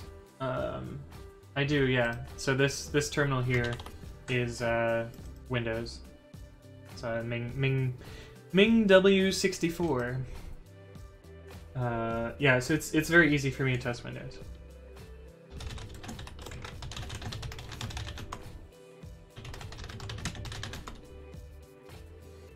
Although Windows is quite a bit slower to run Python stuff, so this might be slightly painful. How do you get those beautiful colors in your Linux terminal? In this one or in this one? This one it comes from my Bash RC, I think. grep PS1. Like this is my PS1, which is what makes these colored. The ones here are from ANSI escape sequences. So if you do echo-E, all of the ANSI escape sequences start with this byte here, and then a left angle bracket, and then a number or a sequence of numbers. And then the reset sequence is that same byte, a bracket, and then just an M. The 43 happens to be yellow, I guess. Yellow background. But we can actually compute a bunch of them. So if we do sequence 1 to 100, echo-E,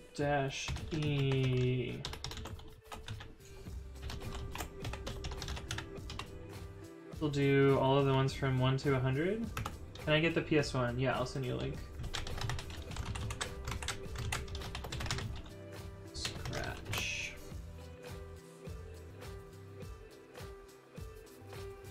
And the PS1 that I use for my streams is actually slightly different. So that's the one I use on most of my computers. But there's actually this new line is added right at the end, which changes it. But if we look through the first 100 ANSI escapes, oh, there's a blink one. Oh, that's great. I love it. Now I need to use that all the time. Wait, does it blink? Oh, that's so good. But yeah, you can combine these two as well. So like these are just the like 8-bit color ones. There's also further complicated ones. I learned how they worked at some point. Let me see if I can find it.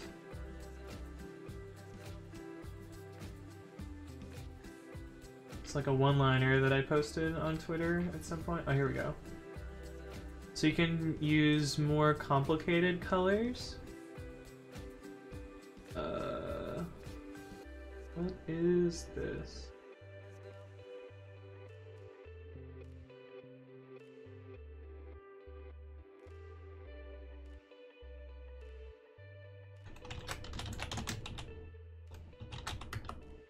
Okay, so this crazy long sequence makes this very specific color in background and foreground, I guess. But this is like 24-bit colors. Anthony ... failed. Yeah. Yeah, I should really maybe for April Fools I'll change my icon to a failed icon. That'd be pretty funny. But yeah, back to this. Yeah, so the reason Python is quite a bit slower on Windows, at least for the stuff that I'm doing with pre-commit, is creating and destroying processes has a lot more overhead. Also, like touching files is slower too, or like reading and writing files is slower. I don't remember the reason for the files bit, but the processes bit has to do with how Windows creates and destroys programs. Whereas on POSIX, there's like a fork model, and so it's a little bit more efficient. Also, threads and processes are the same on POSIX, and they're like super optimized there. Whereas on Windows, they're completely different concepts. Windows APIs are kind of sucky compared. Yeah, I agree. So the one thing that I want to do here to try this is to make these all serial, to force it to not go in the multiprocessing code as much as possible, to kind of test out the changes that I just made. So I'm going to add require serial to all of these. And then run it and hope it doesn't crash, I guess. ipki.org/project/nim format.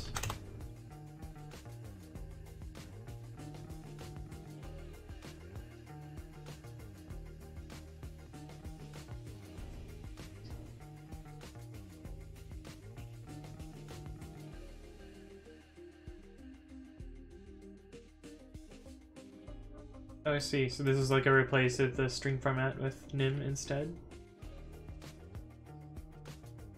Interesting.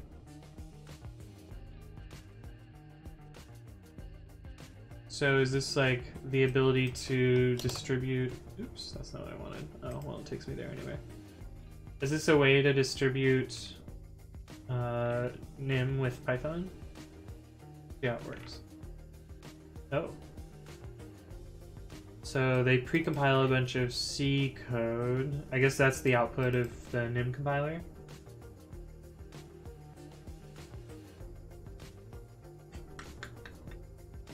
Oh.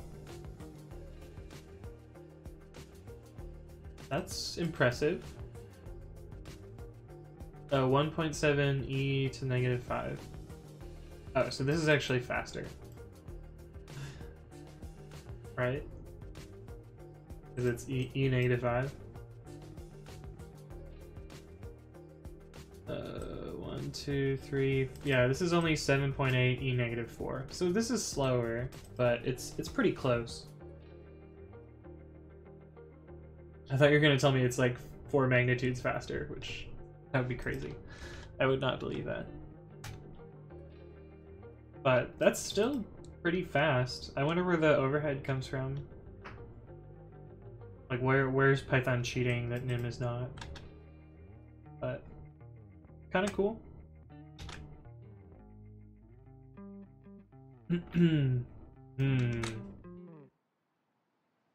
So my branch has test failures in Python 2. Lots and lots of test failures in Python 2. Oh boy.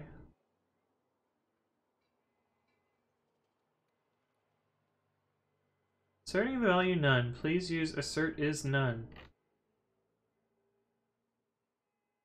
Configuration names must be strings or integers. Oh.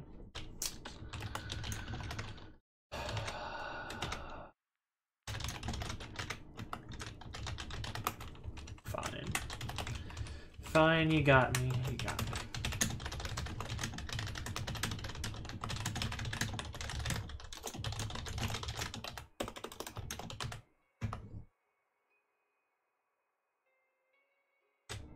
That's like 10 times slower. Yeah. Hello, hello, hello, hello, hello, hello, hello, hello, hello, hello. Hello. Lord Newt Newt, why are you saying hello? I hope that's the only problem. I assume that would cause everything to crash. Because it says hello. Oh, here. Okay. Gotcha. Yes. Yes, indeed. I forgot about that. Also, I'm really happy that there's a escape code that's blink. Which one is it? It is 5. So I can probably do 5 and then 43 to make it blink yellow. Hey. Why does it not say pong pong? Yeah. Because it only replaces out the first argument of the thing.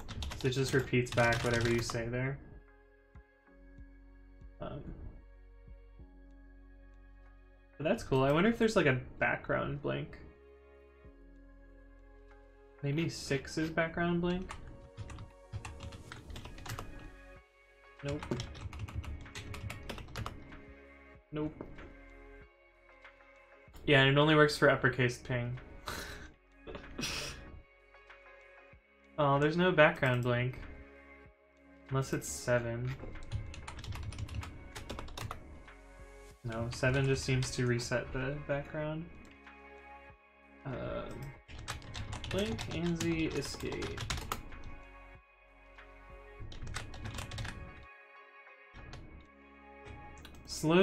There's slow blink and rapid blink. Blink off.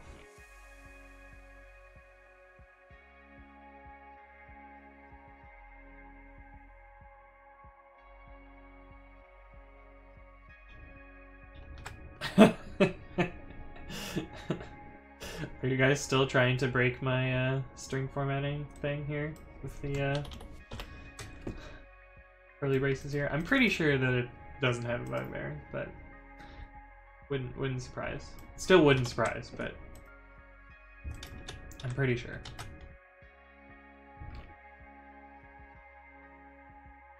There was a bug in one of the, like, while I was writing it, before I realized that you could just kind of string format whatever you wanted. It still didn't let you grab my keys though, so it let you cause a crash but not steal my keys, so it was still not super vulnerable. Definitely a bug, but not super vulnerable.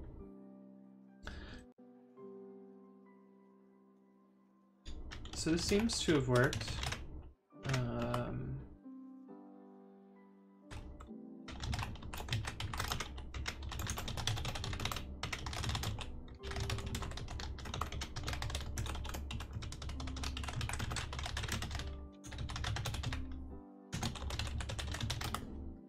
So this is the identity thing that we tried before.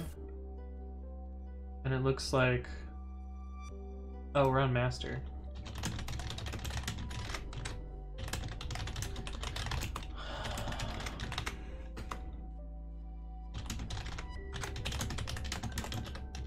Thought I was showing that it worked. But we weren't on this branch.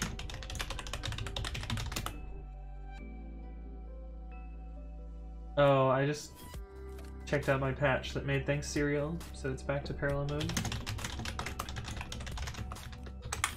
But what I wanted to do is just comment this guy out.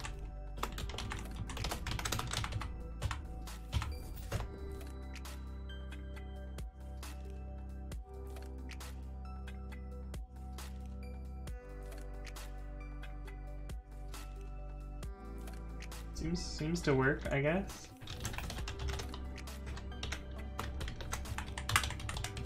So we saw before when we didn't require serial, it had multiple chunks. But now it should do it all in one. Yes. Which is cool. Let me get a bigger repository.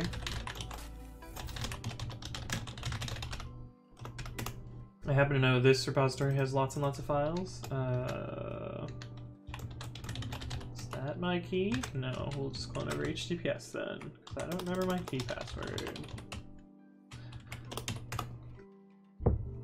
That SSH key is probably lost forever then. Which is unfortunate, but...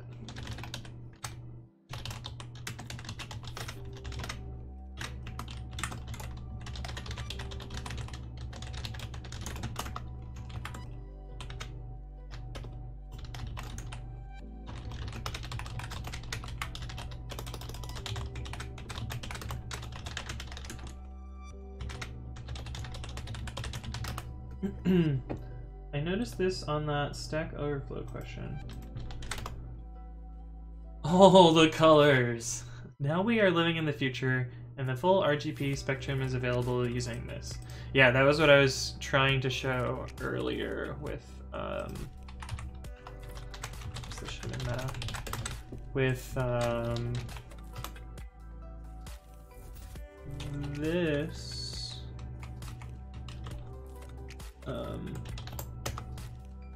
Being able to pick a arbitrary yellow that's different than the other yellows. So this is where the RGB comes in. One of these is foreground, one of them is background.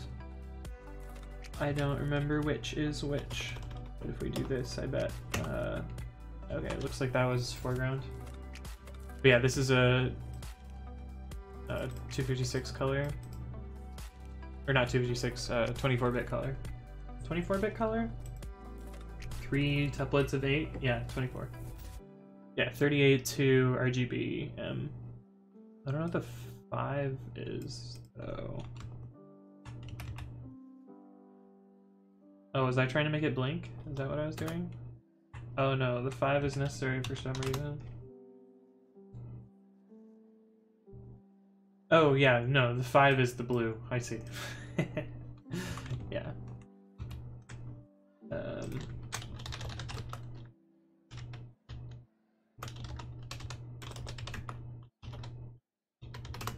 So if we do this, which is 30.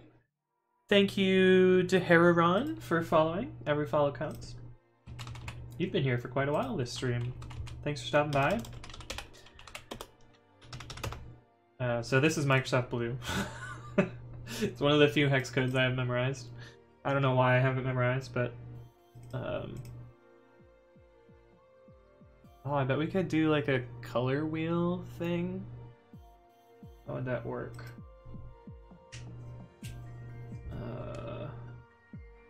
2550255. Yeah, that's a nice bright magenta, hot pink. Yeah, pretty good. But I bet. Let's see.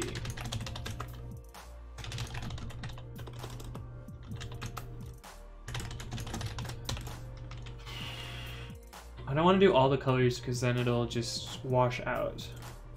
Let's change this to background and then just spaces. Yeah. So 0 and 255 by 16s.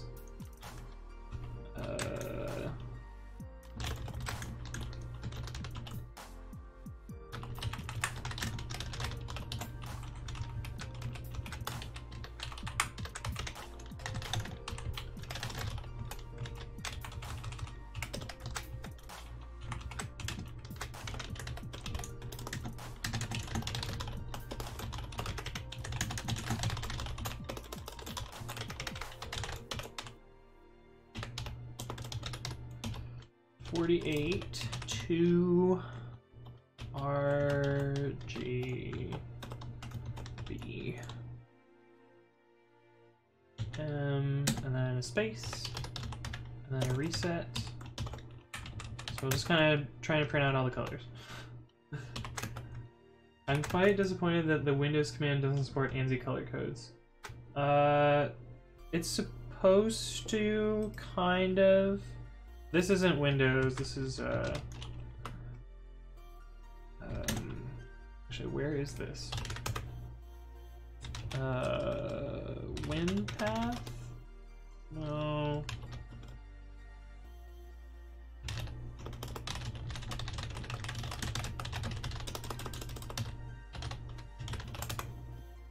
This directory, I guess. So it kind of supports colors. Aw, dang it, pasted. And oh, I guess that's just %temp, maybe? Yeah.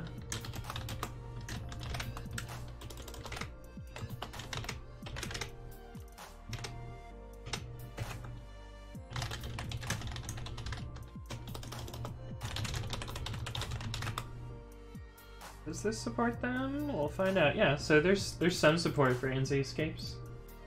And PowerShell supports them. There's not full support for ANSI escapes, and this is new in Windows 10. And there's like some crazy code that enables it. Pre-commit color_windows. So you have to do this like crazy C-types crap to make it work, and sometimes it doesn't work. But you can get colors on Windows. This is just command.exe. It's broken in Git Bash because this actually gets run in a fake Windows PTY, and so it doesn't translate these color codes properly. I just use Colorama. Yeah, Colorama handles this all for you. But yeah, Pasta is it's a stupid punny name. Yelp/Pasta. It's a platform as a service, and then the TA is just so it could be a pun. But it It's how Yelp runs their services. It's basically a wrapper around Mesos and some related technologies. And I guess Kubernetes, now that I see this here, so looks like they're switching off Mesos. Rip the Mesos project, I guess.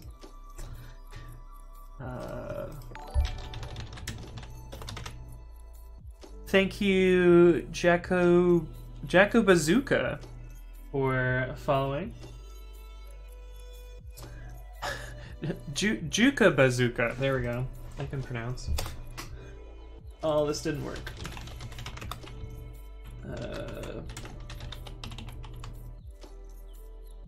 Oh, this should have been like this, maybe?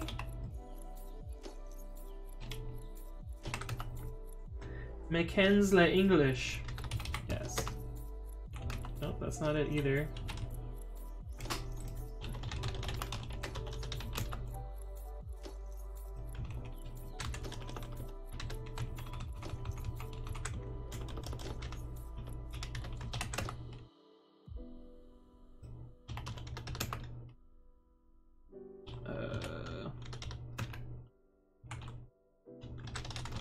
This thing still?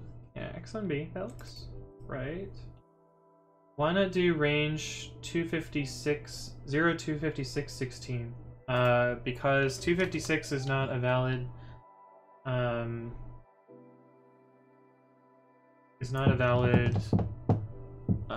color code.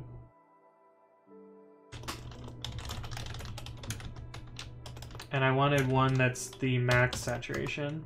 So like, this gets you to 240, but I wanted one that's... So actually, what I have is this. So I guess it's the same. And then I wanted one more that's 255 on the end, so that we get the max saturation. Well, why make it a function when it could be a variable? That's true. Because it's a crappy script that I just wanted to run. But we can golf it down. And like, if we want to be more cracked, I'd make it a tuple.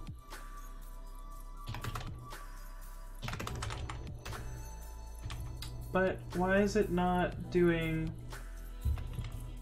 what I expect here? Where's the bug? Well,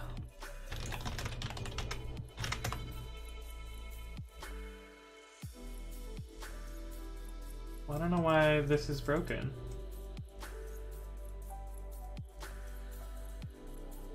I don't remember being able to add tuples. Yeah, you can add tuples.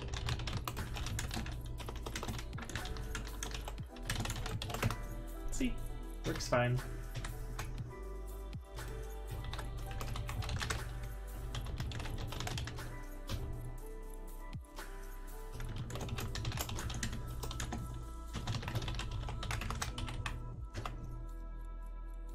What am I doing wrong here?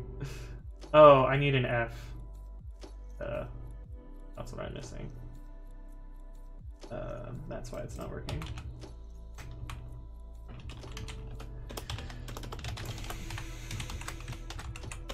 Just assume I have F strings all the time. There we go. This is what I wanted. So here's lots and lots of colors.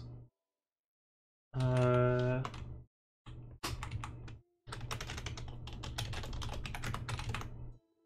that's not what I wanted. Maybe this. Slightly prettier. Kappa Pride, nice. It's yeah, rainbow terminals. And I bet if I was more clever, I could get it down to like subpixels. I'm pretty sure you could do end equals f string. Yeah, instead of doing end equals empty string. This would also work. It's just not how I think about it. But yeah, does the same thing. Oh yeah, there's 256 colors. In case you guys want the source of it.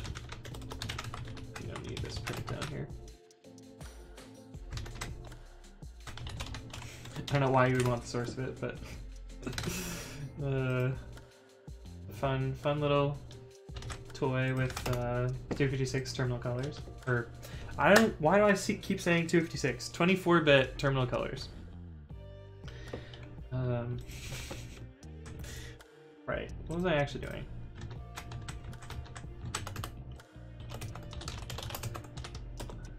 What I wanted to do here is make sure that this works for pasta.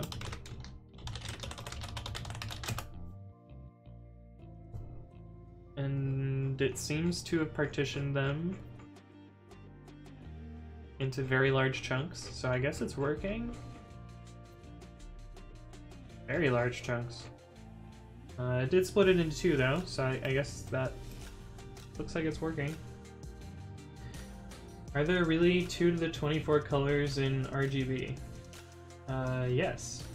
Because you have 256 times 256 times 256, which is 2 to the 24.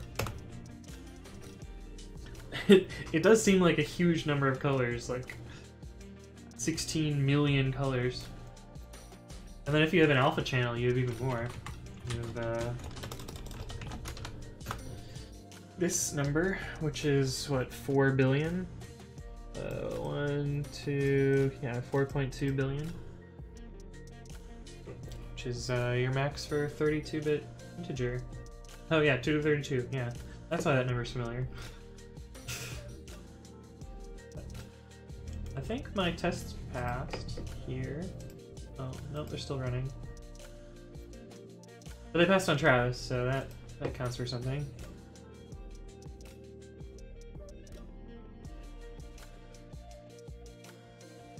The max for a 32-bit integer is 2 to the 32 minus 1. Yes, correct. I definitely have gotten that wrong in an interview, and someone was like, "Are you sure?" And I'm like, "Ugh, fuck's sake, like, close enough." But it's one of those, like, it's one of those stupid facts that recruiters will ask, even though they don't know that it's not super useful in real life. You dare to doubt me, human? Yeah.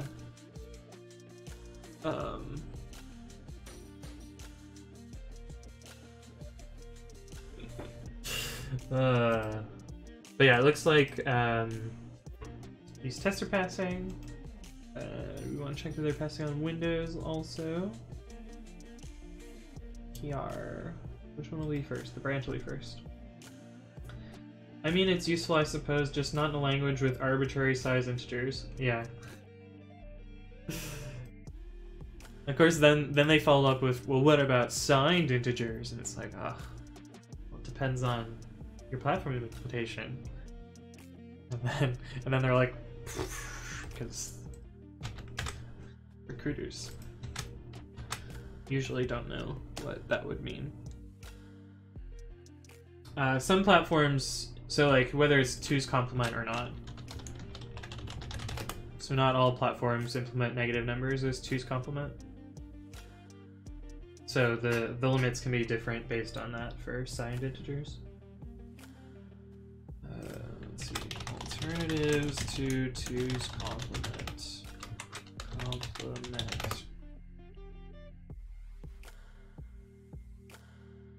Signed number representations, here we go. 1's complement. Alternatively, a system known as 1's complement can be used to represent negative numbers.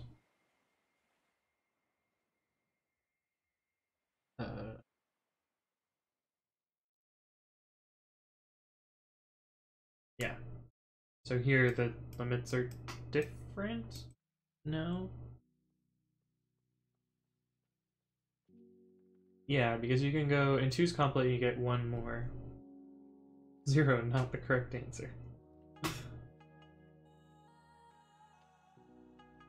Oh, 1's complement interprets 0 as positive 0.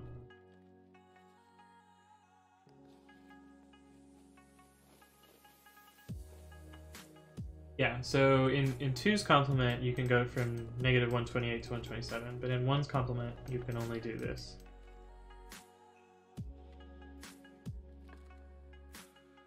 Where's the one number that's missing? Oh, I see. There's a -0.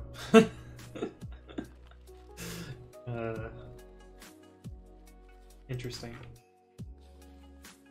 Offset binary.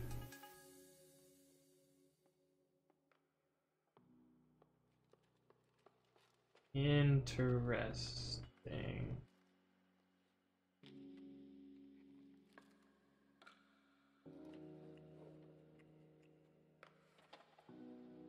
Base -2? Or is this just base 2? I've never heard of an OS that implements one's complement, though. Let's see. Processor architectures with one's complement. Is there any existing CPU implementation which uses one's complement? Unisys 1100, 2200 legacy systems use one's complement, and this continues in the newer, probably like 1960, 1970? Or not. This looks pretty modern. Look at how excited she is to use that system. What is this? Security Assessment White Paper.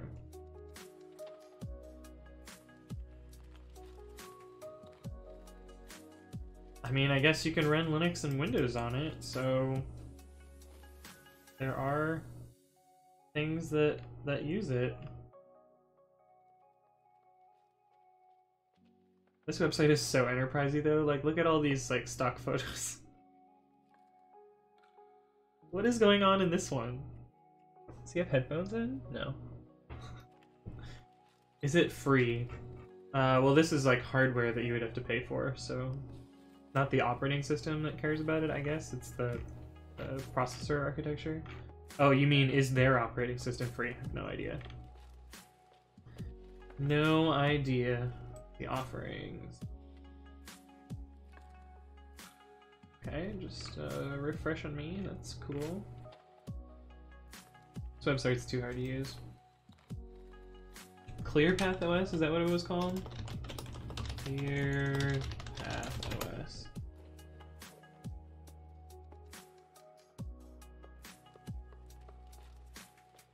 Downloads. This is not a download, this is a PDF.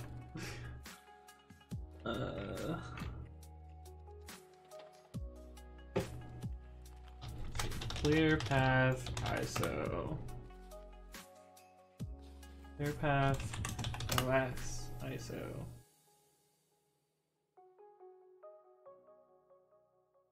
Maybe not. Dorado family of mainframe systems. Oh, so I bet their like mainframe runs this weird operating system, and then you just like connect to it with Windows or Linux. Maybe? I don't know. But they use one's complement, so there is at least one.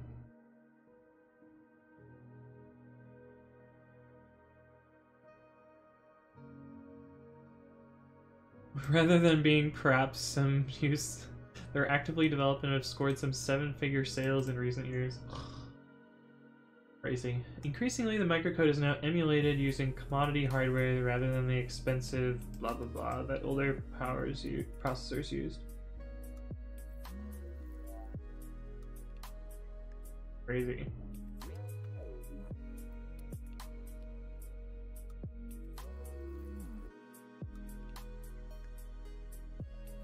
Oh, and the -0 value has an important value on Unisys systems. It's a value that can never result from an arithmetic operation. It is often used as a flag value. Interesting.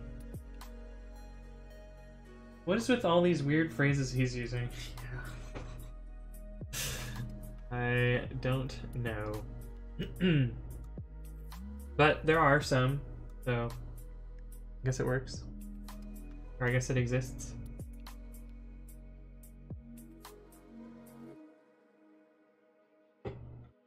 What is going on here? 3. Ooh. These are red. That's not good. That's really not good. This test is exactly the one that we didn't want to fail. No.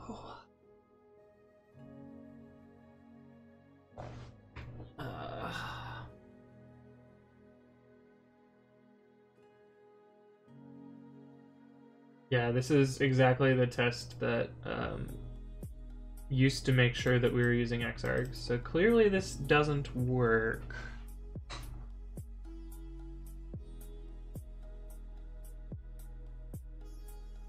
So that's unfortunate. Just remove the test. No. It's a good reason that I wrote it. I guess we can see if it reproduces here.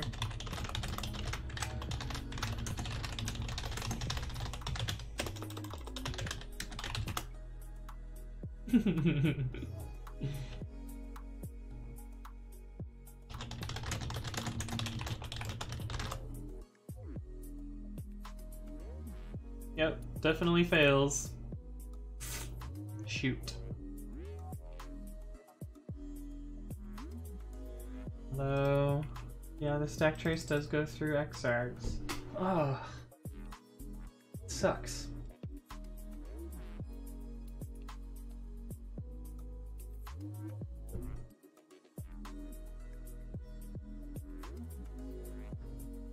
So I wonder if I like slightly change the number. The file name or extension is too long. Yeah, that's what we expected. This is what it's running. This crazy long thing.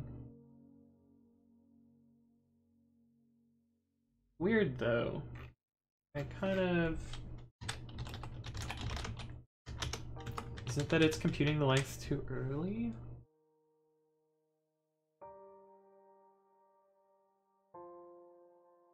No, yeah. Because on Windows... Can't just make another tab, can I? Win P2I Python os.dev_null is just the word null.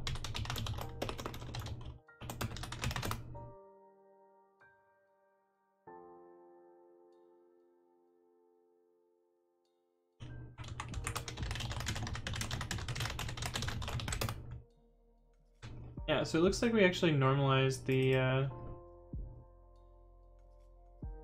Oh, no, we don't normalize the executable, so that's the problem. Maybe. So like we figure out the length of the command and then we change the length after it.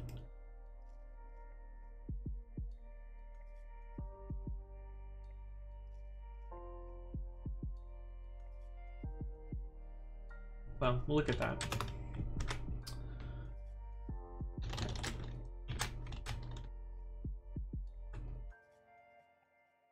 What are the names of these two tests?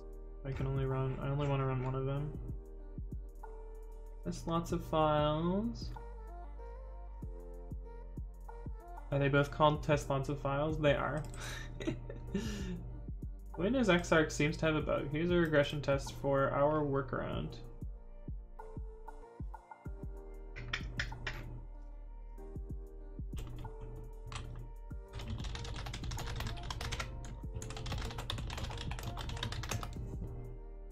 Look at that. Let's just select only one test.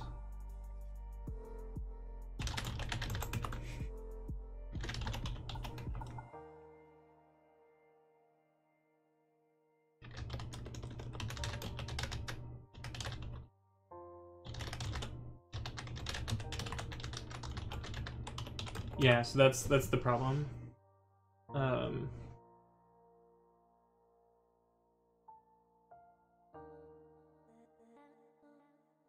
It expands this command after it has figured out the length.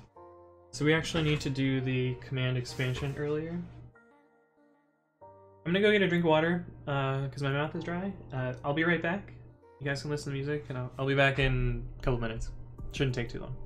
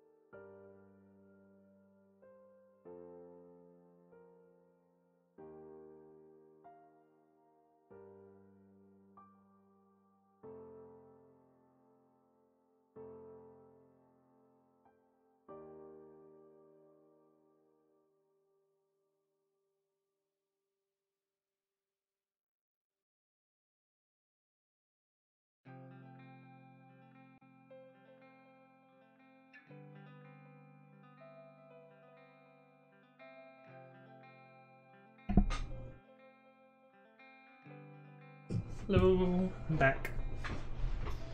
So what I was talking about before is there's some code that I wrote that takes this shell script and converts it into not this argument. So that it can run shell scripts even on Windows.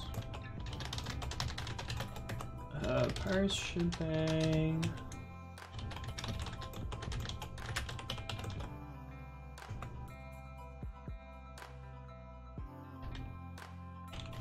What?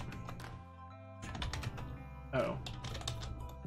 Parse shebang. Yeah, so you can see, like, it took that shell script up here and expanded it into bash calling that shell script. And so this is what's, this expansion here is putting the, it's putting the command over the Windows limit.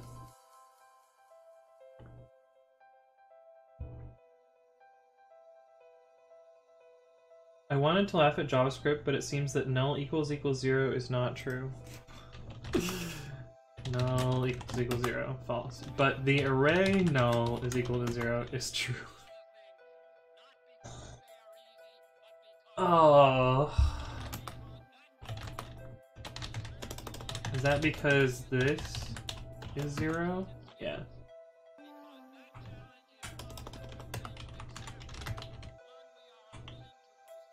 Oh, because what it's doing is this, I guess?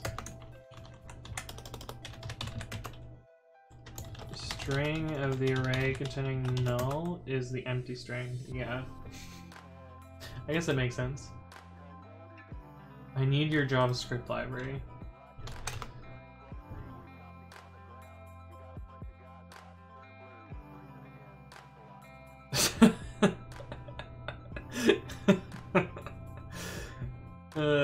I assume this is nim, where you can define your own operators. Quadruple equals. Integers are a social construct.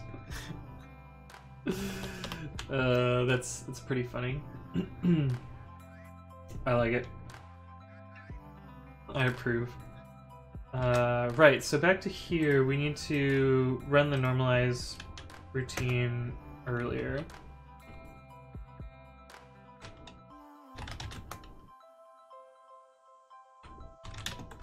I think we can just do that by doing command equals, what was the,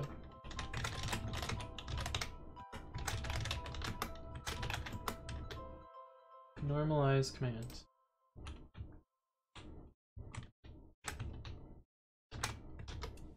Oh, I was in Windows, that's what I'm trying to do. Normalize command.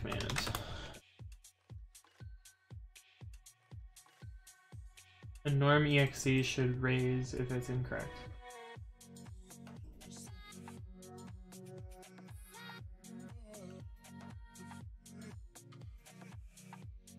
Okay, so I think that will fix the bug. Famous last words.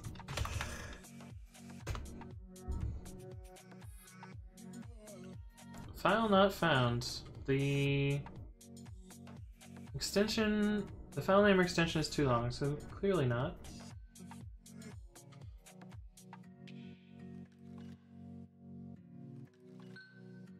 Why?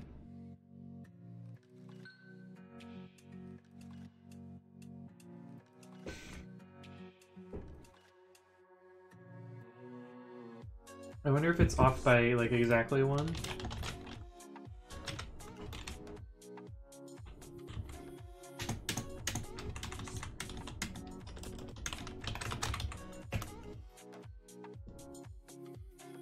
Nope. Okay, so that's not it.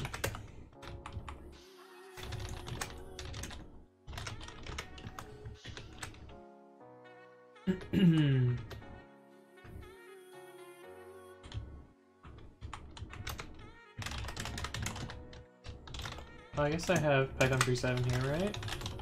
Surely?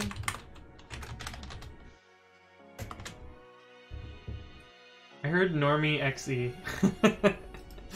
Yeah. Those darn normies. Okay, so command is that. We have lots and lots of files. And then they're all no, no, no, no, no.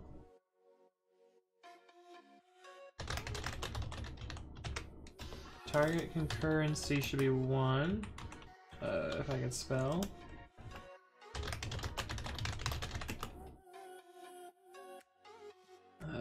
Xargs.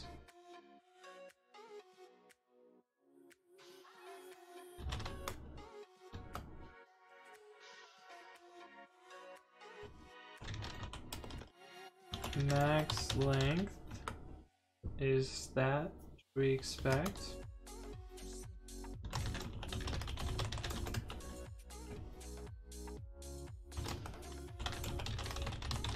We have a bunch of partitions. Oh, 2 partitions.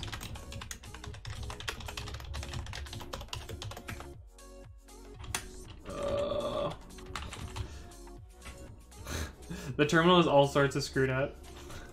So I can't actually use the arrow keys, so I have to retype this every time. Even though I just had a 1-character typo. Interesting. So the length of that string was 32767, which should have been under the limit that we saw before.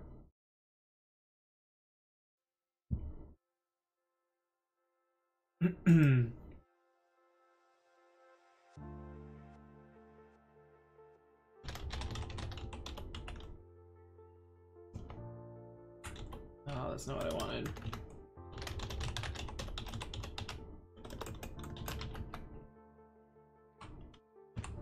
Interesting. That's quite puzzling.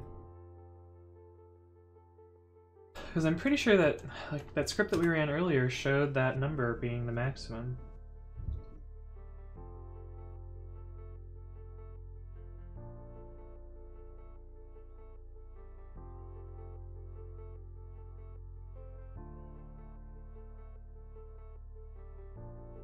So I wonder if we run the test with increasingly smaller values if we get there.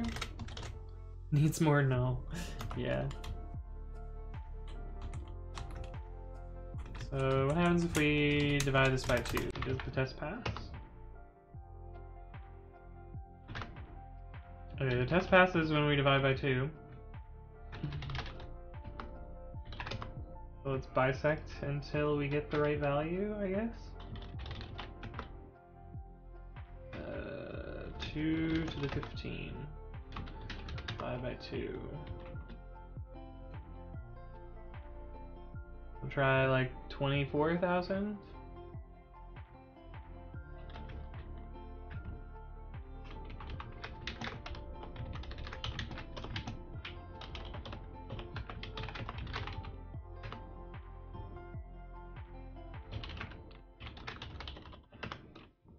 Interesting. So it's not a nice round bitwise number.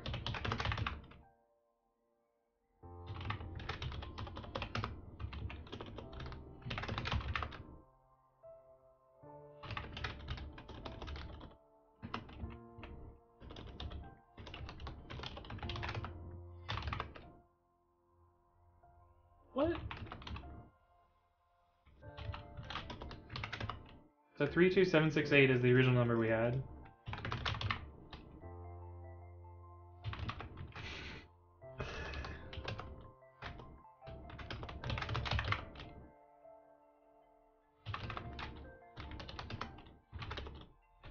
I tried -1, so this must be the maximum?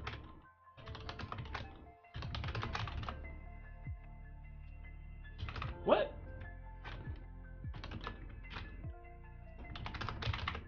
I swore I tried -1.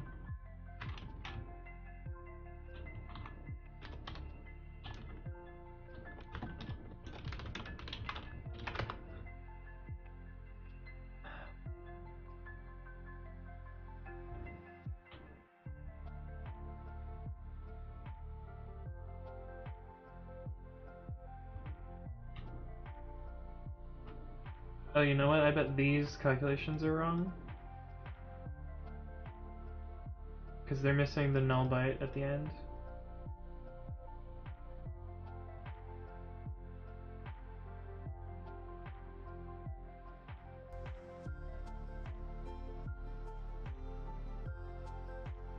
Yeah, I think these are wrong. And this was correct.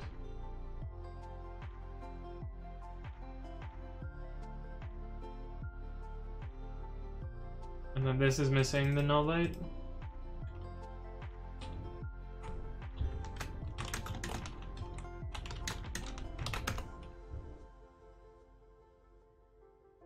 Although, shouldn't this be +2?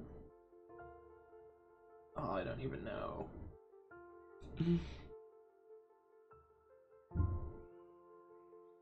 Do I even have Python 2 installed on this? I don't know. But I should probably try Python 2 also. Oh god, what have I done?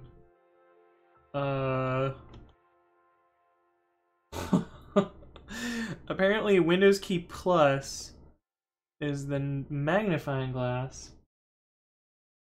So don't press that, friends. I want to control Shift plus. At least I know how to get out of it now. Before I've done that, I was just like, well, time to restart my computer because I'm too dumb to figure it out. Windows key enter. Do I want to press that? That didn't. Oh, does that get out of it? No. No. I don't know what that does.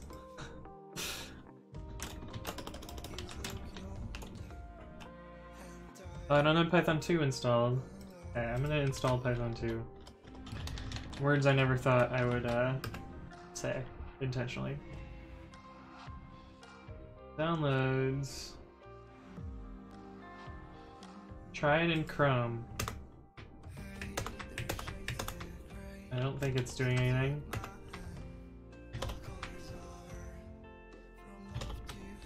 I did Windows key 0. Yeah, what is Windows key enter supposed to do?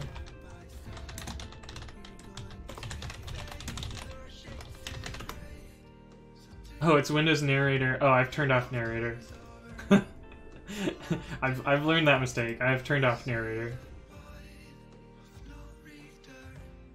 Why do people still use Python 2? Yeah, I know. I'll drop Python 2 soon. Oh, we're gonna drop frames, aren't we? No, haven't dropped any yet. Oh, there we go. Sorry about the dropped frames. I'm downloading Python. Yeah, I'd like to drop support for Python. I'm probably gonna drop it when PyTest drops it in like June. Drop Python 2, drop frames. Yeah. They should never have pushed back Python 2's death date. I mean, there would have been a lot of sadness. Oh, I still have magnifier open. Go away.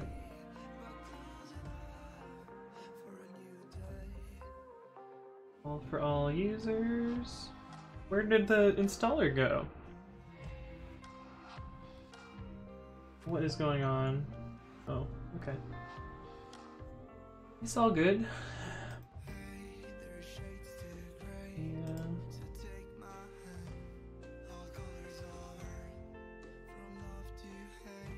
I don't know why this is taking so long. Oh, UAC prompt, I guess.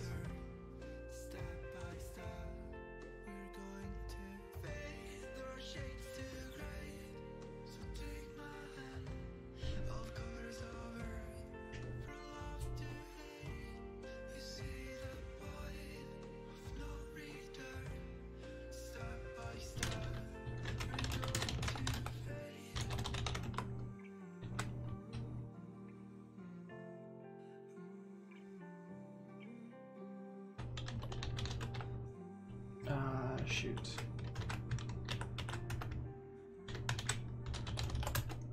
I can't exit this Python. Oh, there we go. I need to remember to win PTY Python, because otherwise it's broken. UTF 16 LE. Wait, what was the encoding?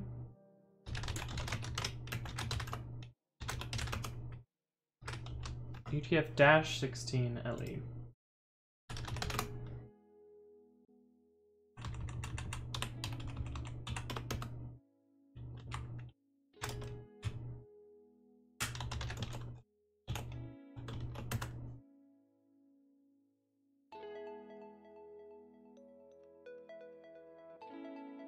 So that's a completely different number.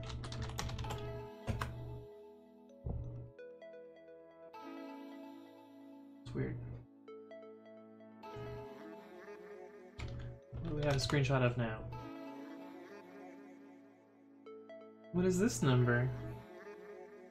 Newt, what have you given me?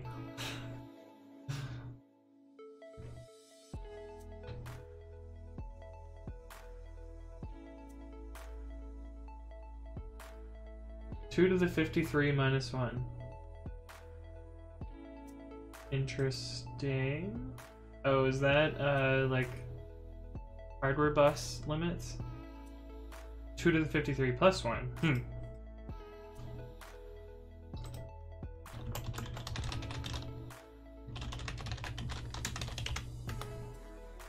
Oh, right.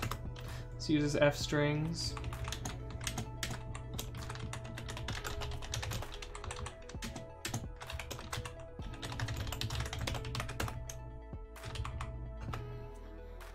Module has no attribute dev null.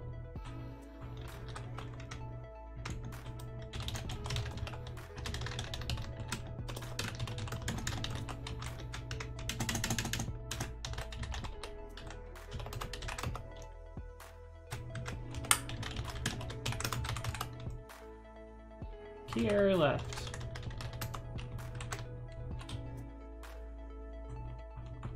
Oh, right. Left equals left. Just use pony. You can divide by 0. Yeah. That is true. Pony is an interesting language. After 2 to the 53 and 64-bit float, only even integers are representable. Interesting. Pony is an interesting language, but assembly is better. I can agree with that. So interesting to me that this is the same in Python 2 and Python 3. I suspect if we use Unicode, that will not be true. I thought I did this research before. I don't understand why it's different now.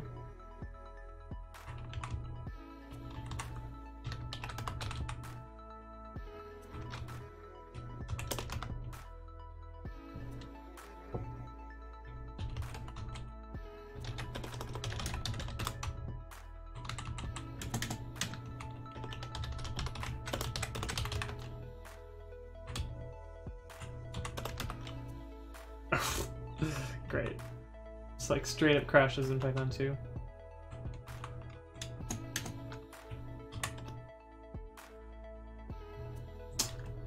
Anyway, I think the answer here is just that I'm supposed to add 1 to both of these. Oh wait, we're supposed to do that here. And then I don't need to subtract 1 over here.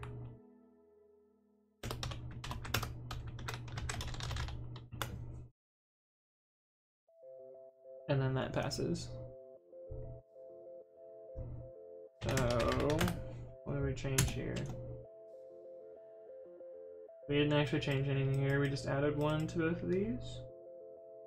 Oh, and then we did this.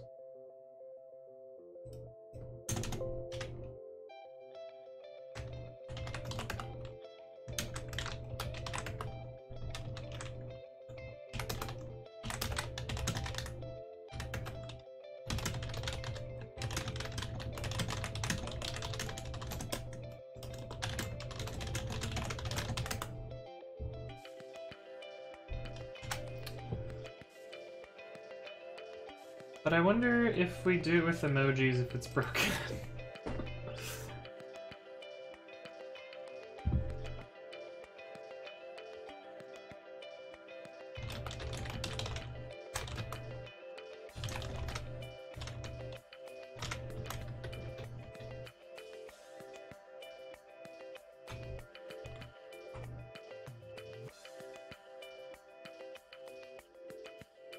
Needs more emoji.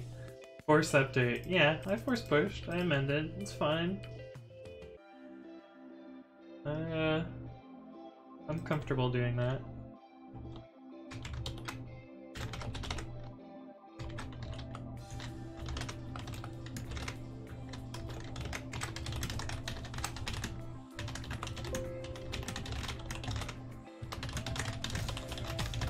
Now I'll reset hard.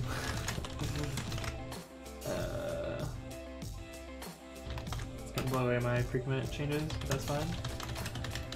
I have to do that at work. You use Garrett. Oof. Rough.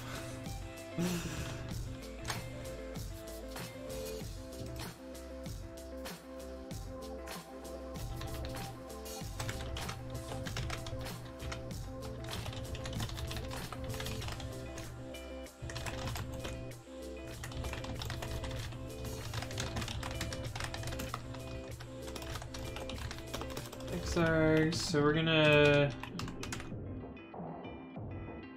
do some printing with some unit codes, I guess.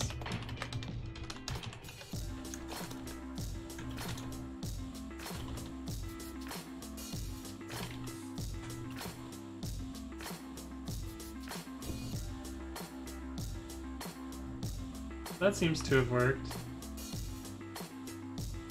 Lots and lots of times. But I need an actual emoji, so I need a 2-byte emoji. Julia is also an interesting language. Return is an expression, so x equals return is perfectly valid. Amazing.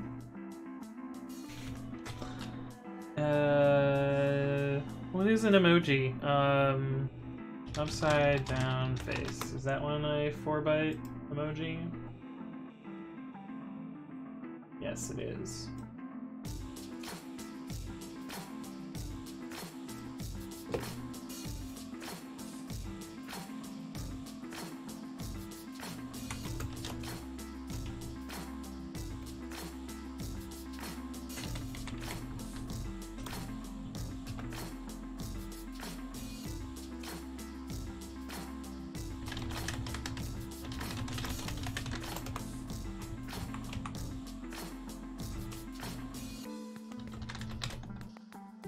I should have used the thinking emoji. Yeah, that's a good point.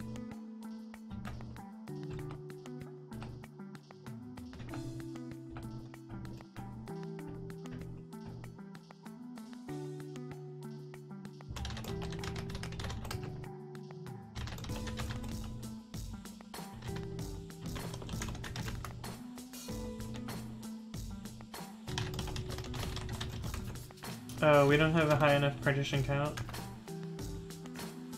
So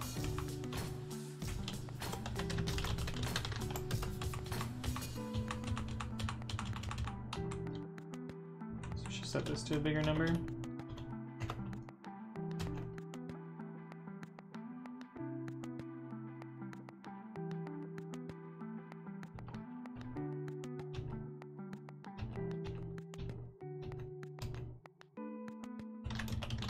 That took a while.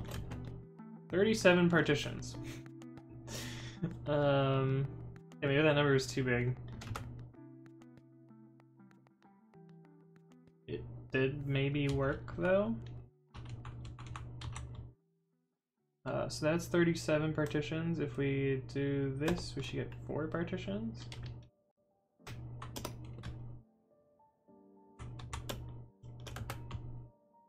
Yeah, it seems to not crash, I guess.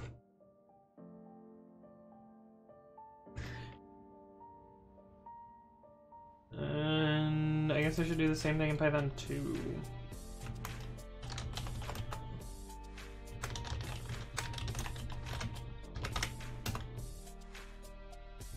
Dang it.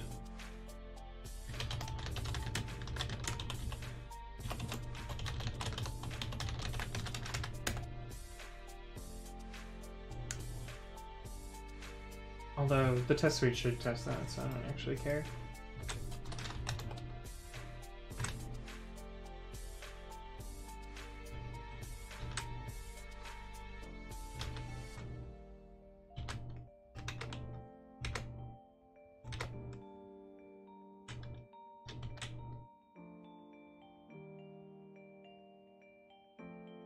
We tried it out on Linux, and now we've tried it out on Windows.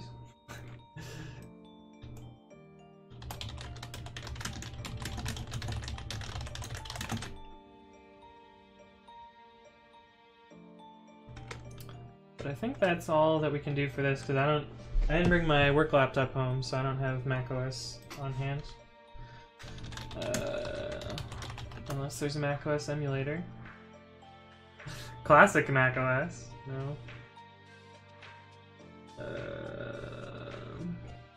I'm not gonna pirate macOS on stream. It's probably not a good idea, so we won't do that.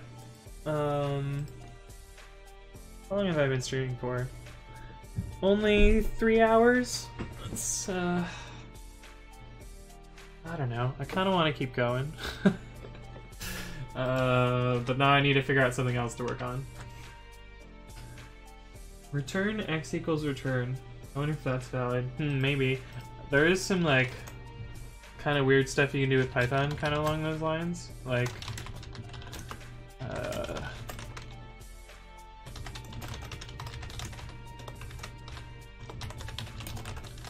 you can return in a finally block. I think this prints 6, but I don't remember. It's kind of along the same lines. Yeah, so this gets run in the finally block.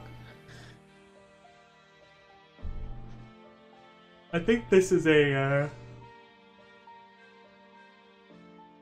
that a crash in C++? I forget.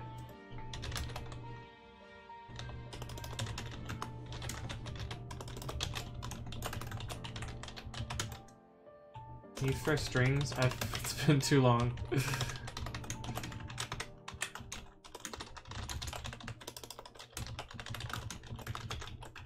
Is there finally in C++? I forget. It's been too long. Finally, C++. Yeah, because that's how you do destructors, right? Oh no, it's destructors that you can't raise in. There is no finally.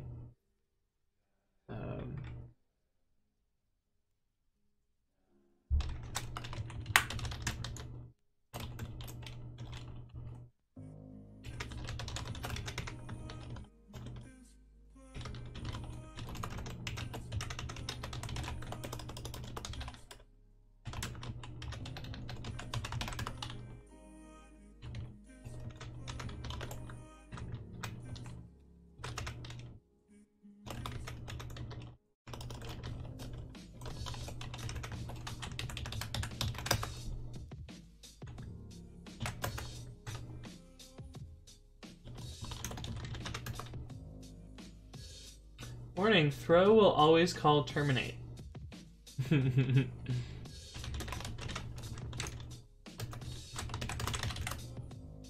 Yeah. Yeah, so you always core dump if you throw inside of a destructor in C++, which is fun.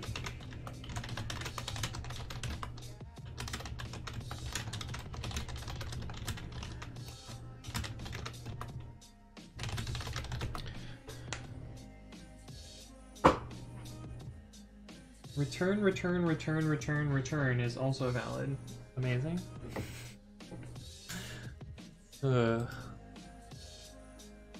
Oh, I see you fixed the relative paths. Nice. On the shell clone stuff. Oh, is this still failing? You are now failing on Linux, but I didn't change anything. Oh, I changed the thing where the tests are. Yeah. Right. I gotta fix those tests.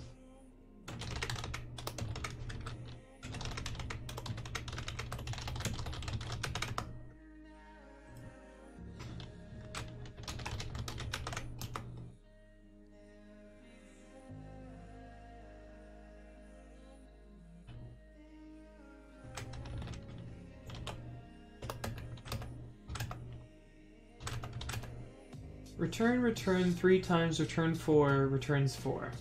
Amazing. I guess it makes sense because the return would run first.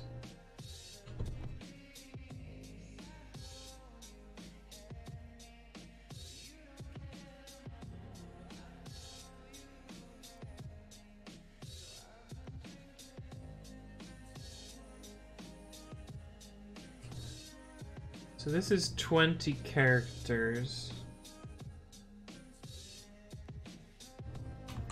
So this should actually be 21.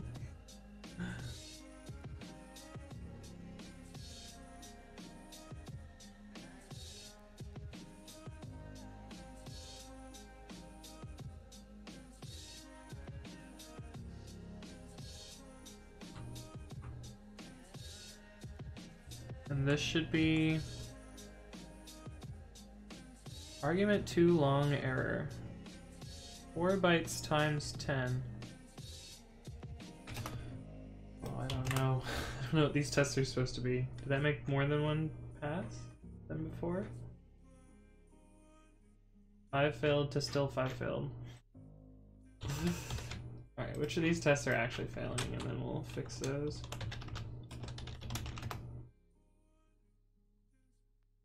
Test partition limit win32 pi 3.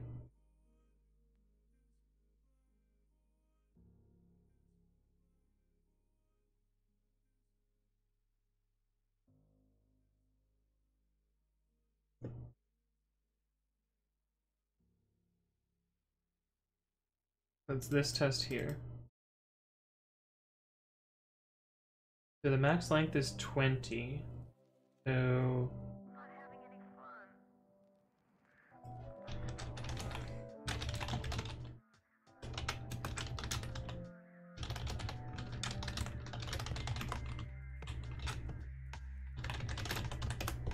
So this is where we're going into here. Use the middle finger in your test. Yeah. Yeah. Well, I'm using whatever this emoji is in my tests. Which, let's see. I'll use my other IRC bot that I haven't ported the command over. Oh, does it not let me paste multiple lines? That's annoying. This is what I pasted into IRC, and this is what the bot replied with. Are you serious? Come on. Oh, it doesn't let me paste all caps, maybe? There we go. There's what the bot replies with.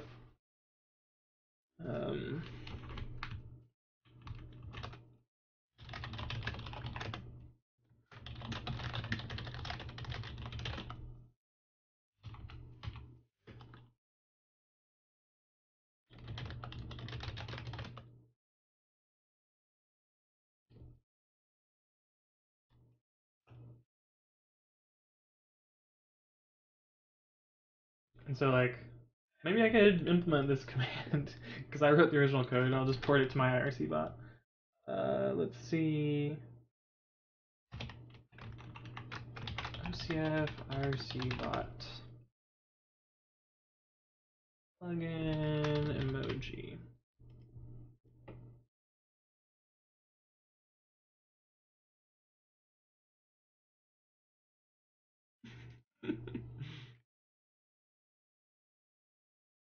Unicode data dot name is how it works.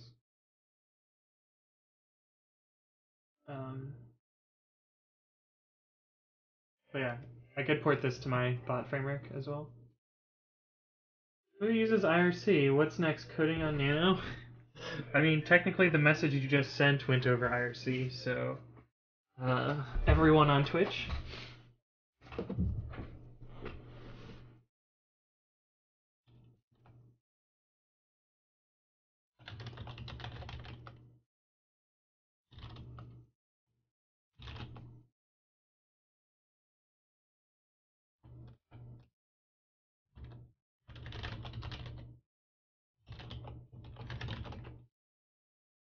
So the command length of this is 10. Oh, I see what's happening here. Is that actually true? I'm looking at the wrong file.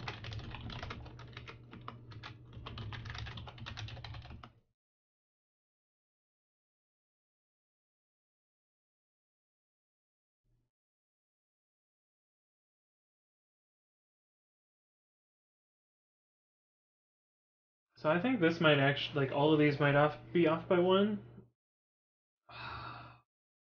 Just a little frustrating.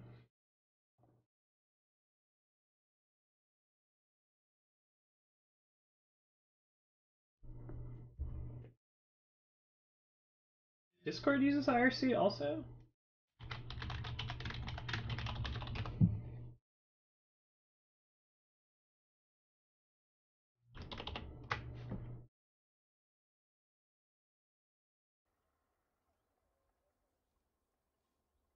I mean, it wouldn't surprise me that they use it behind the scenes.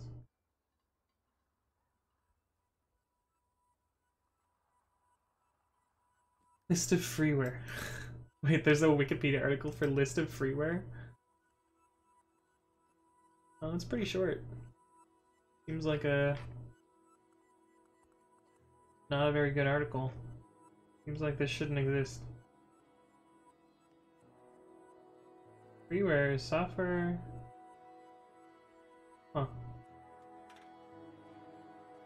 Yeah, I don't know why this Wikipedia article exists, because most of these are just like this is, there's no way this lists every freeware ever.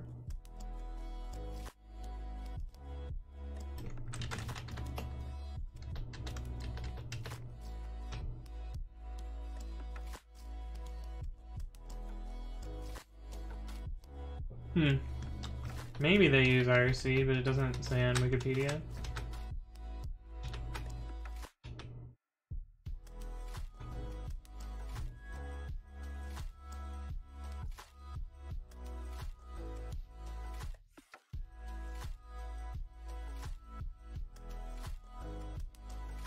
Yes, I'm not sure what the answer is here. I think it's actually to do this again. And remove these +1s here. Even though that feels wrong.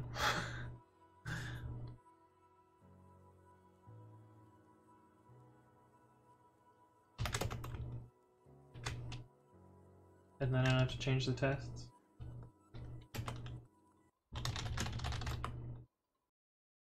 No, I didn't want to do that.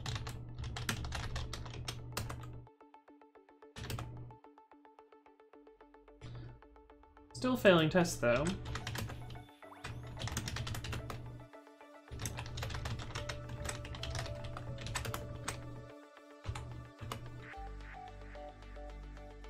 Why though? That if statement, which if statement? This one here? If the total length plus the arg length is less than or equal to the max length, and the length of the return command is less than the max args. It's not terrible. It's just formatted a little weird, I guess.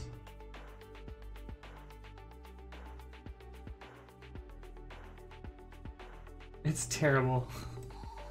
Please. I mean, how else would you format it?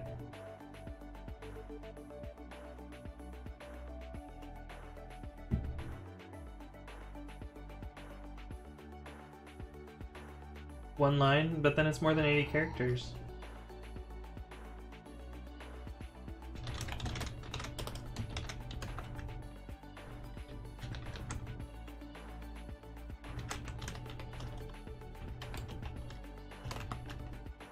But not for rage face. I mean, it doesn't fit. See, it doesn't fit. It's 81 characters. See how much rage I have at 81 characters? It's so close. So that's why it's like this.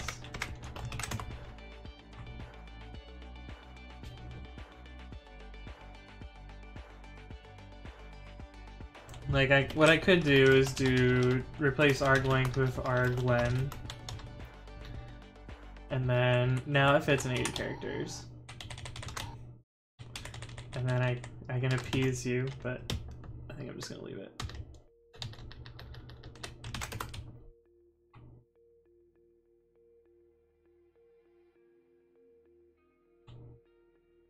But I need to figure out what changed here, why this is failing now.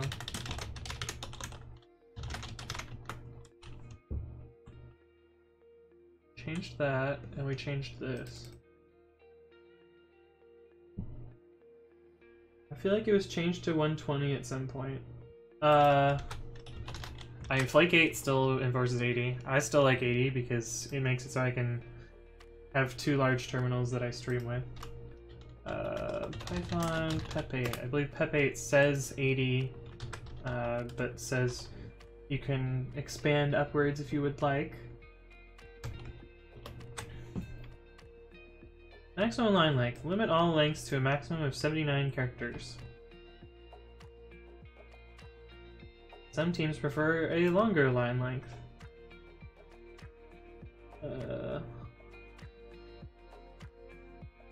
This is so false, but okay. The standard library frequently goes over both of these limitations. Okay, so I figured out why these tests are now failing. It's because of this change here.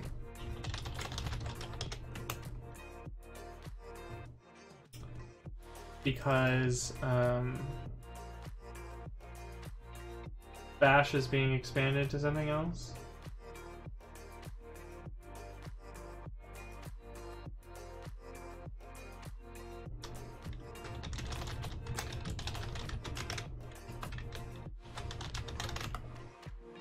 Test negate.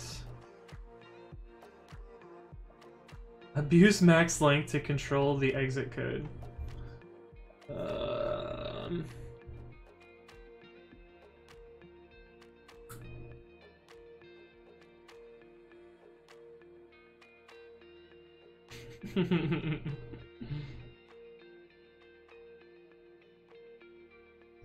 Friends do capture the flag war games. I like to say it like capture the flan. Nice. Flan's pretty good. So there's a hack here. And the hack is biting me. Surprise!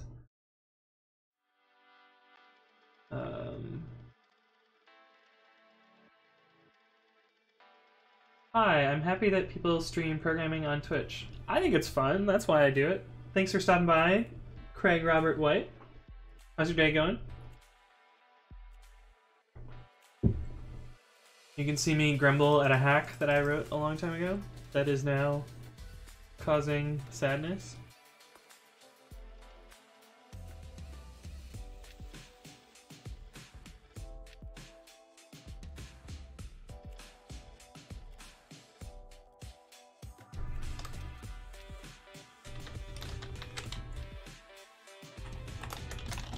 I think I have a way to get around it. I can just pre-normalize the command. It's going alright. Trying to find a lemon to drive to work, but all three I found today had bad transmissions. That's unfortunate. You're pretty familiar with Python. Do you happen to know what from ... import blah does versus from ... import blah? I do. It's relative imports, and I think they're kind of evil. So if we make some directories, maker-p abcde.py from f import x from ... I guess we could do from import x and from ... import x as x2.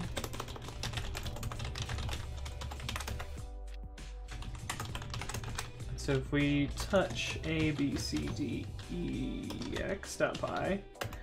and then up 3 from there, I think.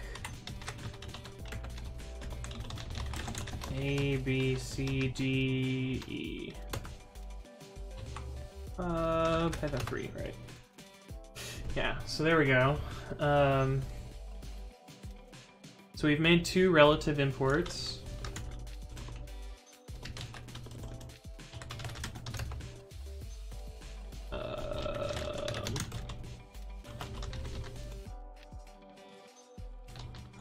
Cache.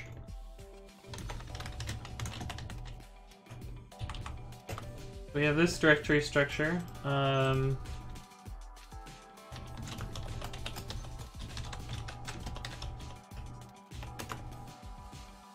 is that not how globs work? I don't know how globs work. Is it this?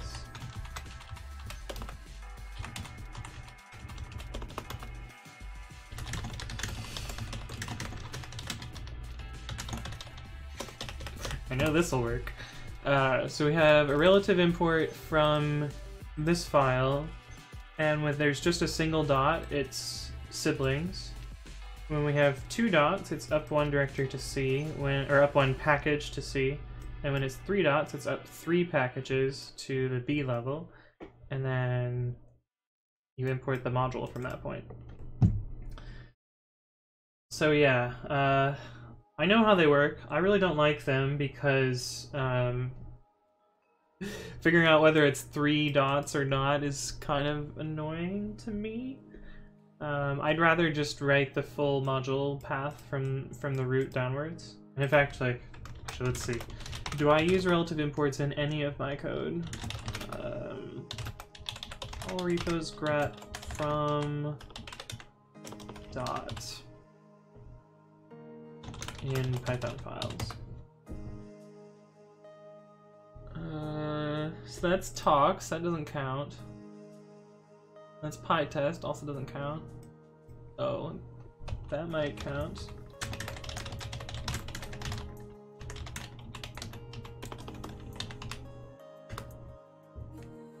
Oh, so my import reorder uses it in test data. But that looks like it.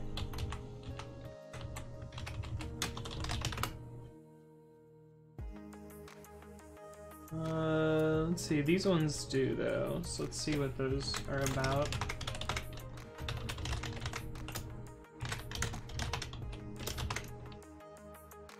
ASP not refactor imports. This should just be test data. Yeah, all test data. And git codet. Also test data. And this should be test data also. Yes. And one final test data. Yeah, cool. Okay, yeah, so these are all just test data. This I don't control the whole source. This I don't control the whole source. This, a coworker of mine likes relative imports. That's probably what's in that one. Or former coworker of mine. And then I don't control the whole source here. Although I'm curious what it is, because I could probably change it. And the other maintainer wouldn't care. Oh, yeah, maybe I'll leave that. I don't know. Poker face. Yeah. I don't know. I don't like explicit relative imports. I'd much rather write out the full module path. Also, then it's easier for me to figure which file it comes from and navigate with my editor and such.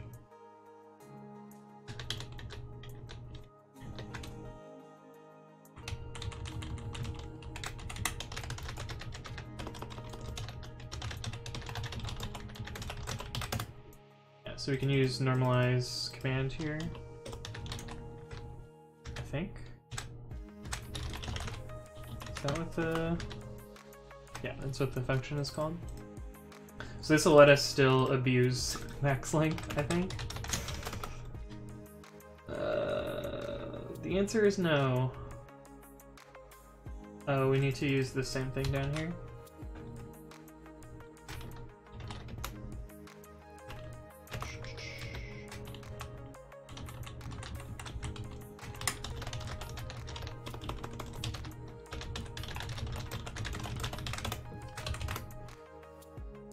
Hey.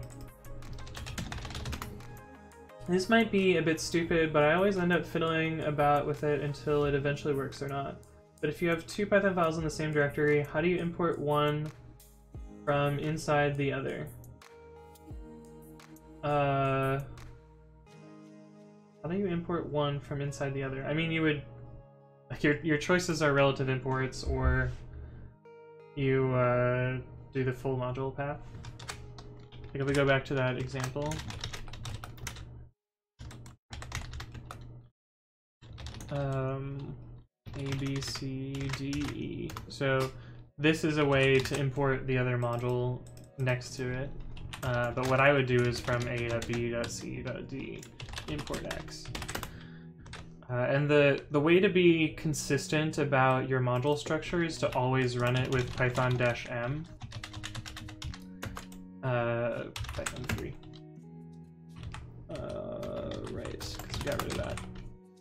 So -M is like the most consistent way to set up your module structure. And the reason for that is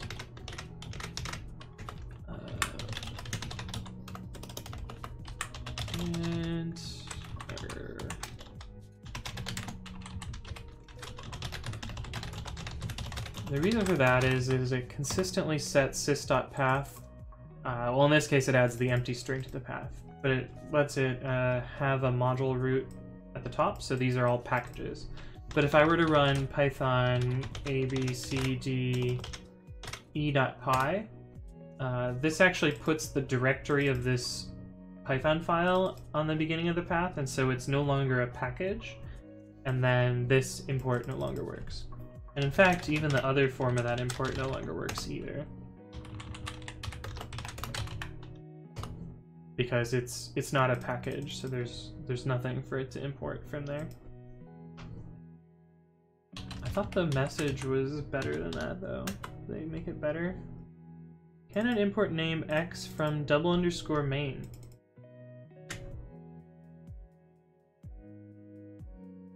That's a weird message. Thank you, Flo135, for following. Every follow counts. But yeah, Python-M makes imports work much more sanely. I think I have a wiki page about this.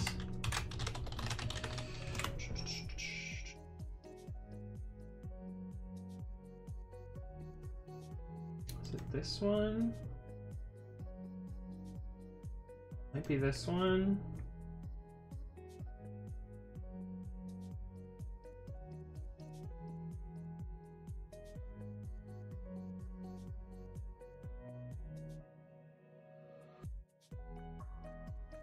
One of those two. Let's see. Import side effects. No, it's not this one. It's gotta be this one then. Yeah. This one kind of explains in detail why -M is useful and why calling with .py is kind of sketchy. Thank you, Michael MX2 or Mikal MX2. I don't know, hopefully I pronounced that right. I have a path to import function. Nice. Yeah, I find that like I do that all the time where I have to manually like paste a path and then replace all the slashes with dots. Good enough. I tried to pronounce your name. I'm sorry that I mispronounced it. My name gets mispronounced all the time because Anthony Sotili is the like anglicized version of how our family pronounces it. But if it were a true Italian, it'd be more like Sotile. And the hands are absolutely necessary for pronouncing Italian.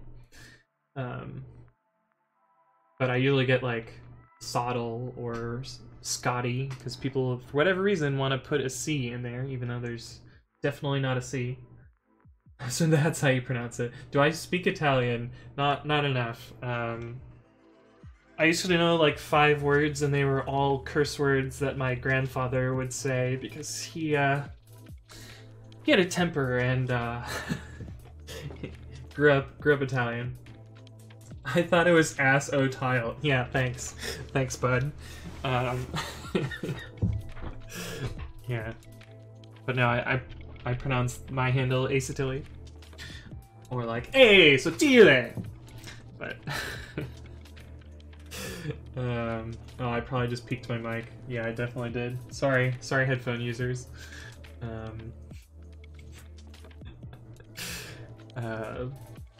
But yeah, I'm actually Italian. If you need anything, well, I'm super fake, so. But you can probably pronounce my last name better than I can, so thank you.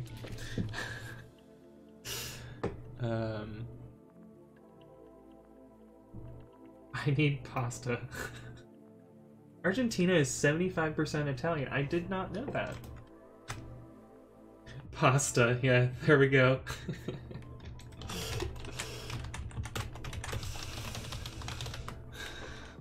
There is, for the longest, I don't know if it's still true, but the way you would bootstrap your pasta application was by running pasta FSM.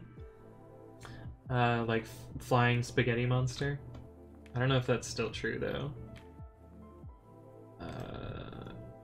Let's see, how does this thing work? Oh, they moved all the files around. Maybe it's in here now? Yeah, FSM, still there. Update pre-commit hooks to fix internal build. I guess I broke something. Rip. How do you say... No, not gonna say that. Was it made by Italians? I don't... Let's see. I don't think so. At least not that I can think of. Like the original writer was Evan Krall, and what's the other guy's name? Can't remember his name. Tyler Roscoe. And I don't think either of them are Italian. Krall might be. Actually, Krall. I don't know. I don't want to assume someone's ethnic background, so I'm not gonna guess. You should put from future import Barry as Fluffle at the beginning of all your files. Yes, I should.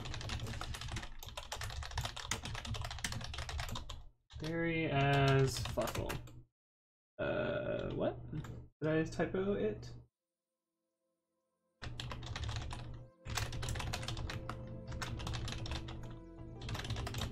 I must have typoed it. Let me get the actual future name.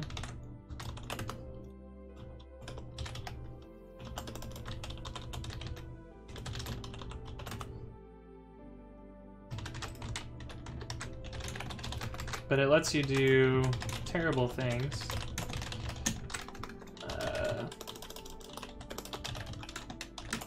If I remember right, it's this.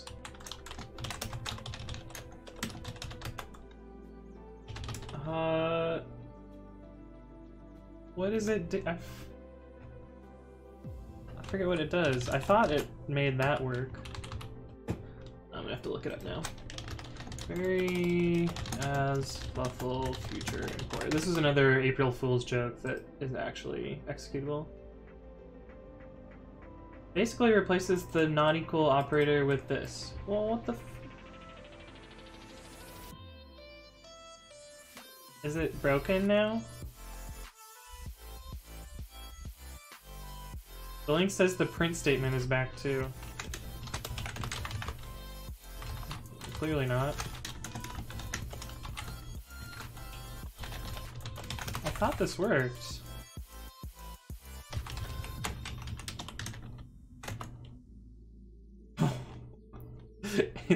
It's way more broken here. Did they fix it in 3.7 maybe? No. Do I have 3.5? Do I have 3.4? No, I don't have 3.4.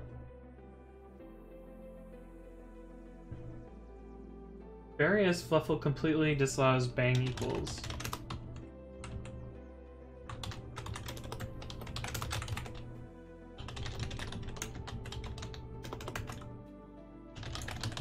Apparently it doesn't work anymore.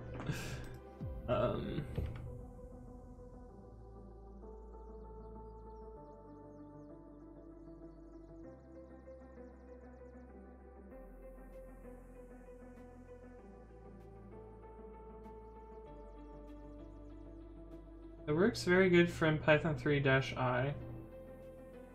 Does it not work in files? Maybe it only works in interactive?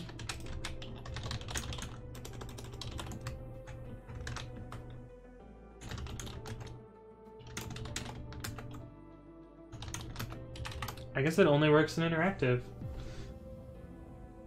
Weird. I don't want to report a bug for that. I'm sure somebody already has. Site bugs.python.org. Berry as fluffle.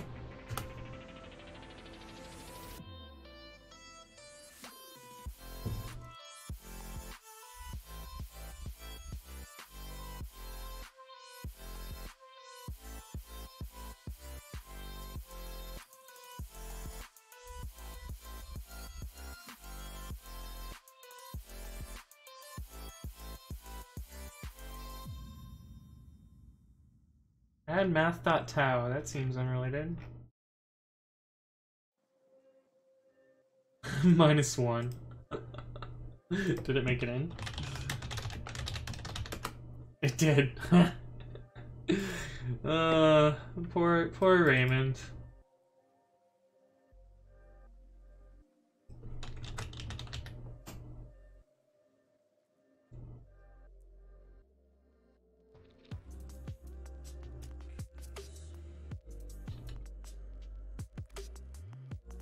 I had always wanted that. Yeah. From math import pi. Does this work? Oh, sad. I mean, you can use it as an identifier, though. But sadly, you can't import that way, I guess. Python will really follow the tau sort joke.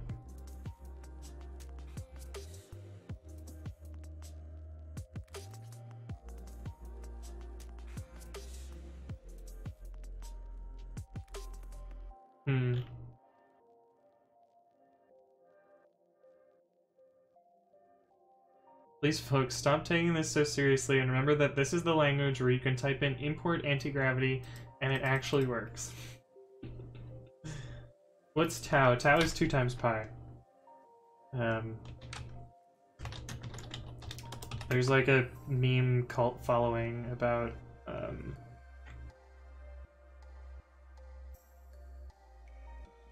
people should use tau instead of pi because it gets used, like, multiplying pi by 2 gets used way more often in math than pi by itself, and so their argument is that no one should use pi and everyone should use pi, or everyone should use tau, and pi is actually tau divided by 2 and not 3.14.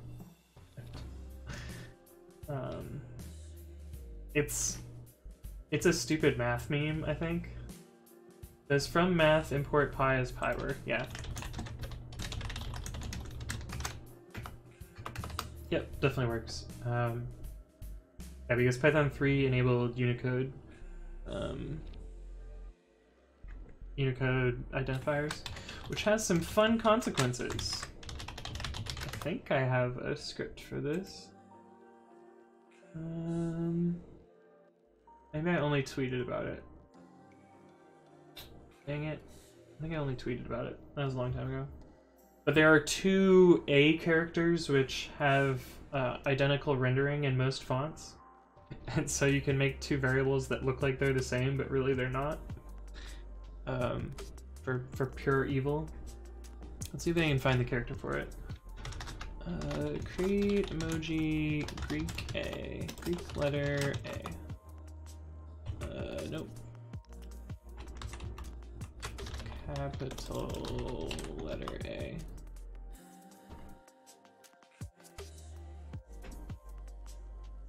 Oh, is it this one?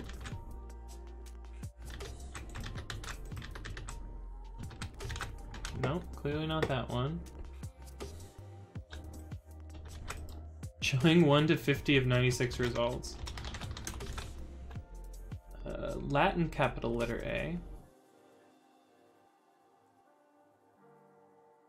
Forget. I forget which character it is though.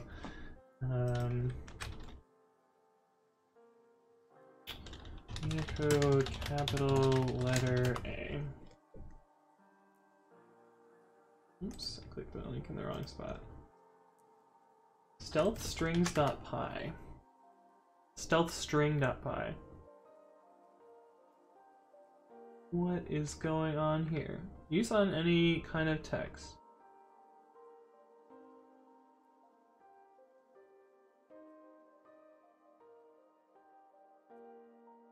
Oh. So it's just like a encryption. Paste print 2 times 3 in a shell. Oh boy. I mean, that worked. Why? Oh, you found my tweet. I see. Nice. We take this. A equals true. And then A equals false. And then we print A. What is going on here? I can show you with the power of IRC bots. Sorry, pasting this off screen. I guess I could have brought that on screen. Oh, it was Greek capital letter alpha. I was just remembering incorrectly. So I ran this, and then the bot replied with this. Am I getting rate limited in my own chat? Is that what's going on? Can't paste.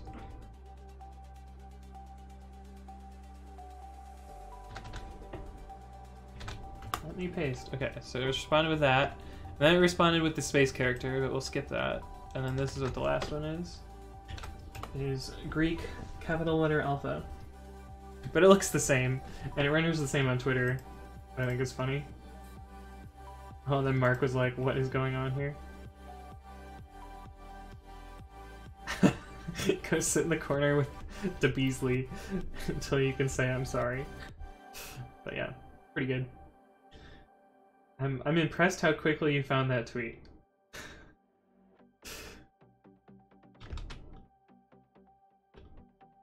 What was I doing?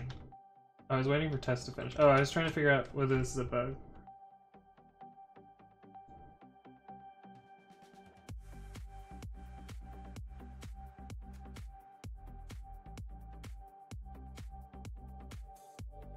Let's extend the joke and make it mandatory in Python 4. Oh no. Oh, what is this image? Syntax, invalid character in identifier. Huh. It's weird that when I copied and pasted it out of yours... Oh, you know what? I bet Twitch normalized the white space and that's why it wasn't an error for me. Like, I literally copied and pasted what you wrote and it worked.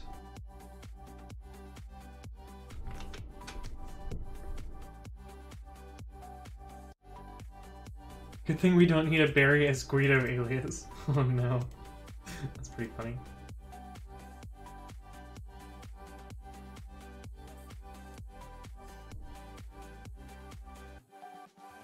Yeah, I don't know why it doesn't work in actual Python files.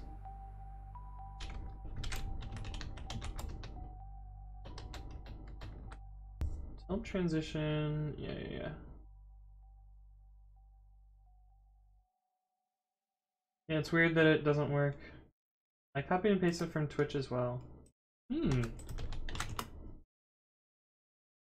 Interesting. But yeah, I've definitely used that character before. Oh wait, 2020. Oh, 8202.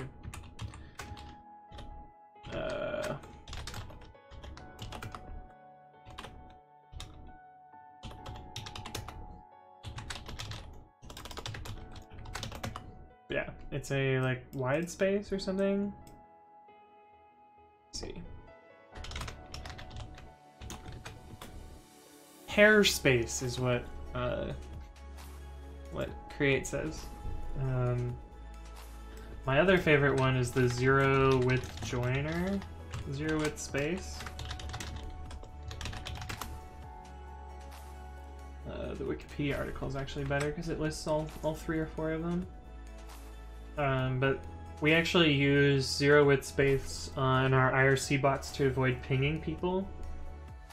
And so like we'll inject a zero width space in the middle of their handle so that it doesn't trigger their IRC client to freak out. Furry Python. Yeah. Because of the hair space.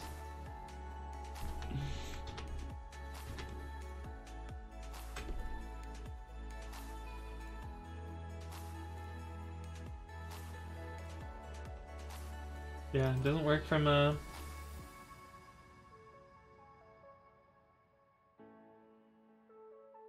doesn't work from interactive prompt.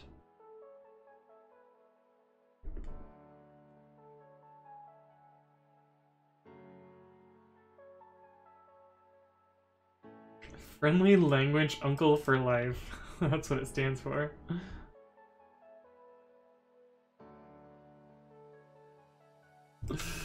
Oh, I see pigeon. Yes. I mean, how did you know? But yes, I'm using pigeon. Oh, you see pigeon as in the icon over here. Yeah, but I'm actually running pigeon as well. Yes, I do use pigeon. I spend way too much time on IRC. Way too long.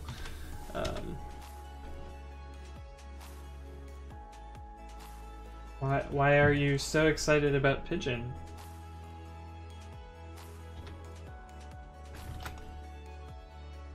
Did I finish this? I didn't finish this.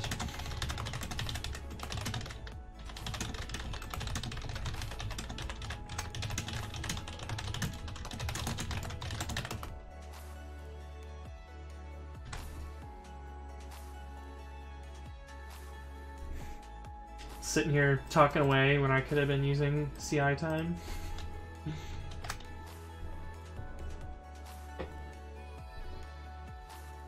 I know the lead dev and I am helping with the new website. Nice! Yeah, one of the devs streams on Twitch. I've watched his stream a couple of times. Is it RW Grimm? Did I have that right? Yes. Yes. So, he streams on Twitch. And, check him out if he's online at any point. But, their stream's pretty good. Watched it a few times myself. Is this already failing? I just pushed. No. The steps just hadn't updated. Okay, we're done with this page. Maximum length of one argument.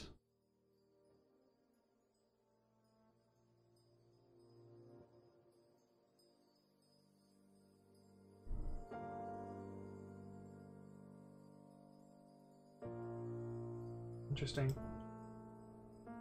Graham is cool, he streams with an old PC.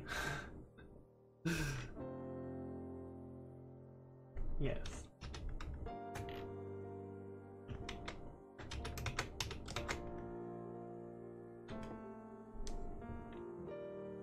And we got sysconf to work.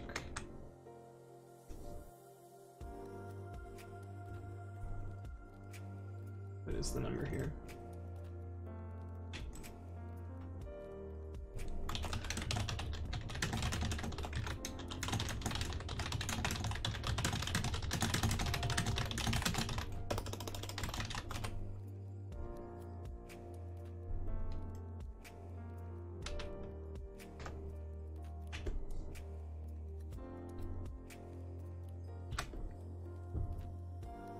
Oh, I guess I should retry it on Windows now that I changed the logic again.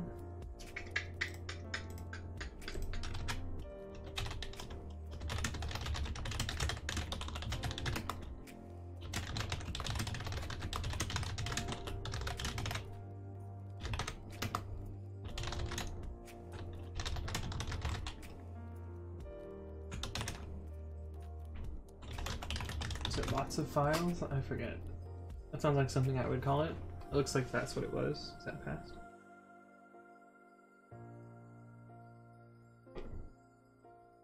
Testfluffle.py. Oh, here we go.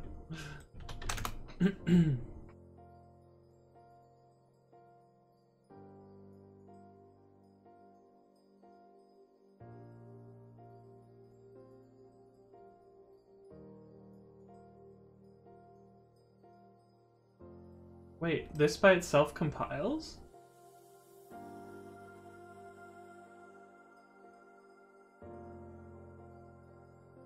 Oh, code.format. Okay, I see. The code is here. I see.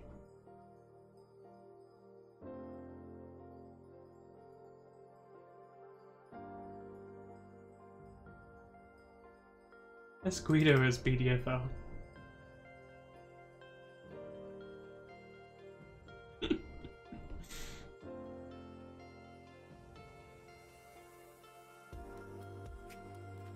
It's pretty funny.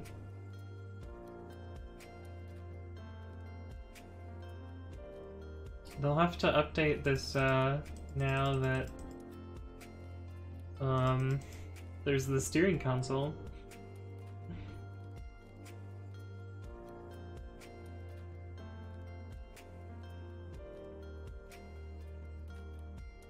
Oh, was there a bug in this?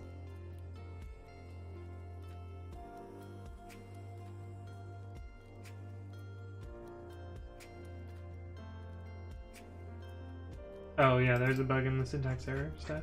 Interesting.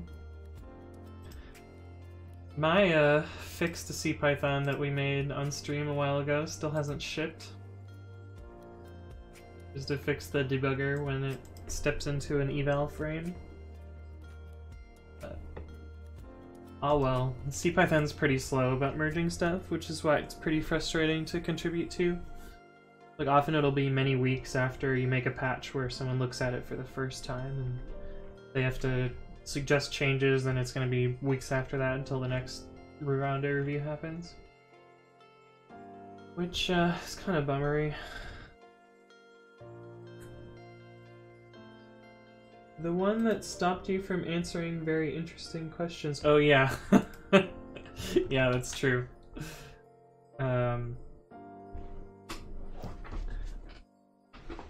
Yeah, I think this is kind of what started. Oh, the question about, oh yeah, the PyTest question.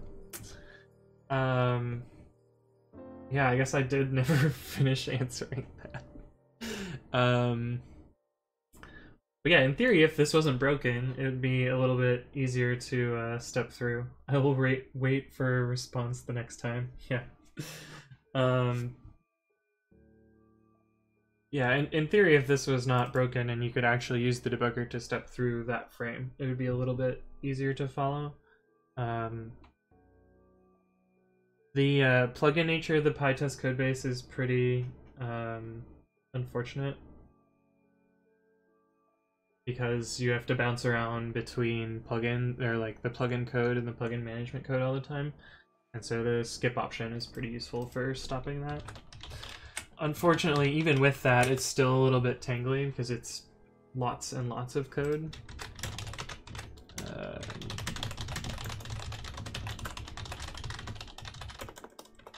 see. Like 100,000 lines last time I checked, somewhere around there. But at least from the codebase setup, you can ignore a good chunk of the files because they get involved with they're basically stuff that is plugins but inside of PyTest. So like you can ignore like the warnings stuff or the unit test or stepwise, or I don't even know what setup plan is. I think this is another plugin that got integrated. PyTest fixture setup. Setup only, I see. So there's a show what fixtures and tests would be executed but don't execute anything. Interesting. So this is apparently another plugin that got integrated into core. But the entry point to PyTest mostly starts in this Python file,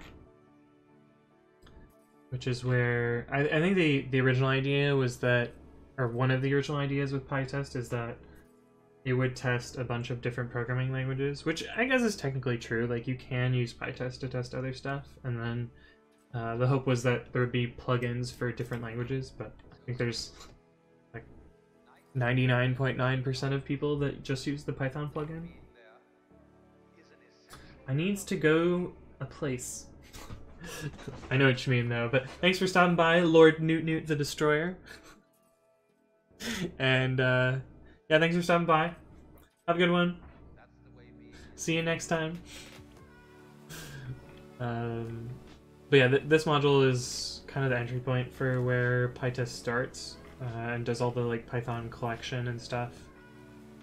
That's why it's a bajillion lines long. PyTest CPP, yeah, I have actually used this one before, very briefly.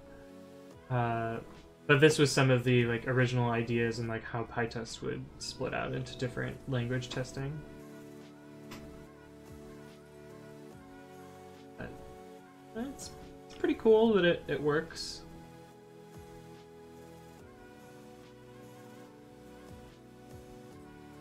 But I haven't used this in a long time, and honestly the one time that I used it, it was like not my project, so I didn't have to set up PyTest CPP, it was just kind of there. I find it interesting that some of these badges are SVGs and some of them are not. I wonder if it's GitHub that's doing that, or... So like this one is definitely SVG, as is this one, but this one appears to not be. Oh, because it's a Shields badge?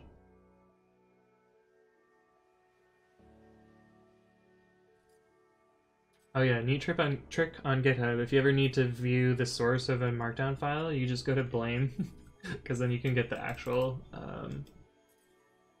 images out. So you can get the actual source out. But yeah, they're using PNGs for those. They should switch to SVGs so then it isn't blurry. But yeah, I've been streaming for almost 4 hours, and I don't really have any other plans for what I want to work on. So I'm probably gonna call the stream here. Let's go find somebody to send you all to. Let's see. Oh, I guess I should do my send-off first. So my name's Anthony. I stream at least once a week on Saturdays at 1 p.m. Pacific time. I also stream some days like around 6 p.m. on weekdays. If you missed any part of the stream, you can catch it on YouTube. So that's youtube.com/AnthonyWritesCode. I also announce my streams before I go live, and that'll be on Twitter. So, and my Twitter handle is CodeWithAnthony. So sorry, I'm inconsistent. No brand synergy there. But thank you all for stopping by. Let me find somebody in the science and technology category that we can. That's not science and technology. How do I do this? Wait, is this about programming? Yeah. None of these are science and technology, so I'm very confused. I'm so bad at using Twitch. Directory... It's probably easier for me to go to my channel and then click on the tags. Code... let's see. There we go. Alright. Some people doing game dev. There's me. JavaScript 2D MMO. Oh, this guy's good. I'll send you to them. I've watched his stream a couple of times. 2:47 a.m. where I am. Probably will go to sleep. Well, thank you for stopping by. And have fun rating Rubadub TV. I heard JavaScript. Yeah, his project's actually really cool though. Can you raid yourself? I don't think so. Maybe. But yeah, his project's actually really cool. So check it out. Thank you guys, and have a good one.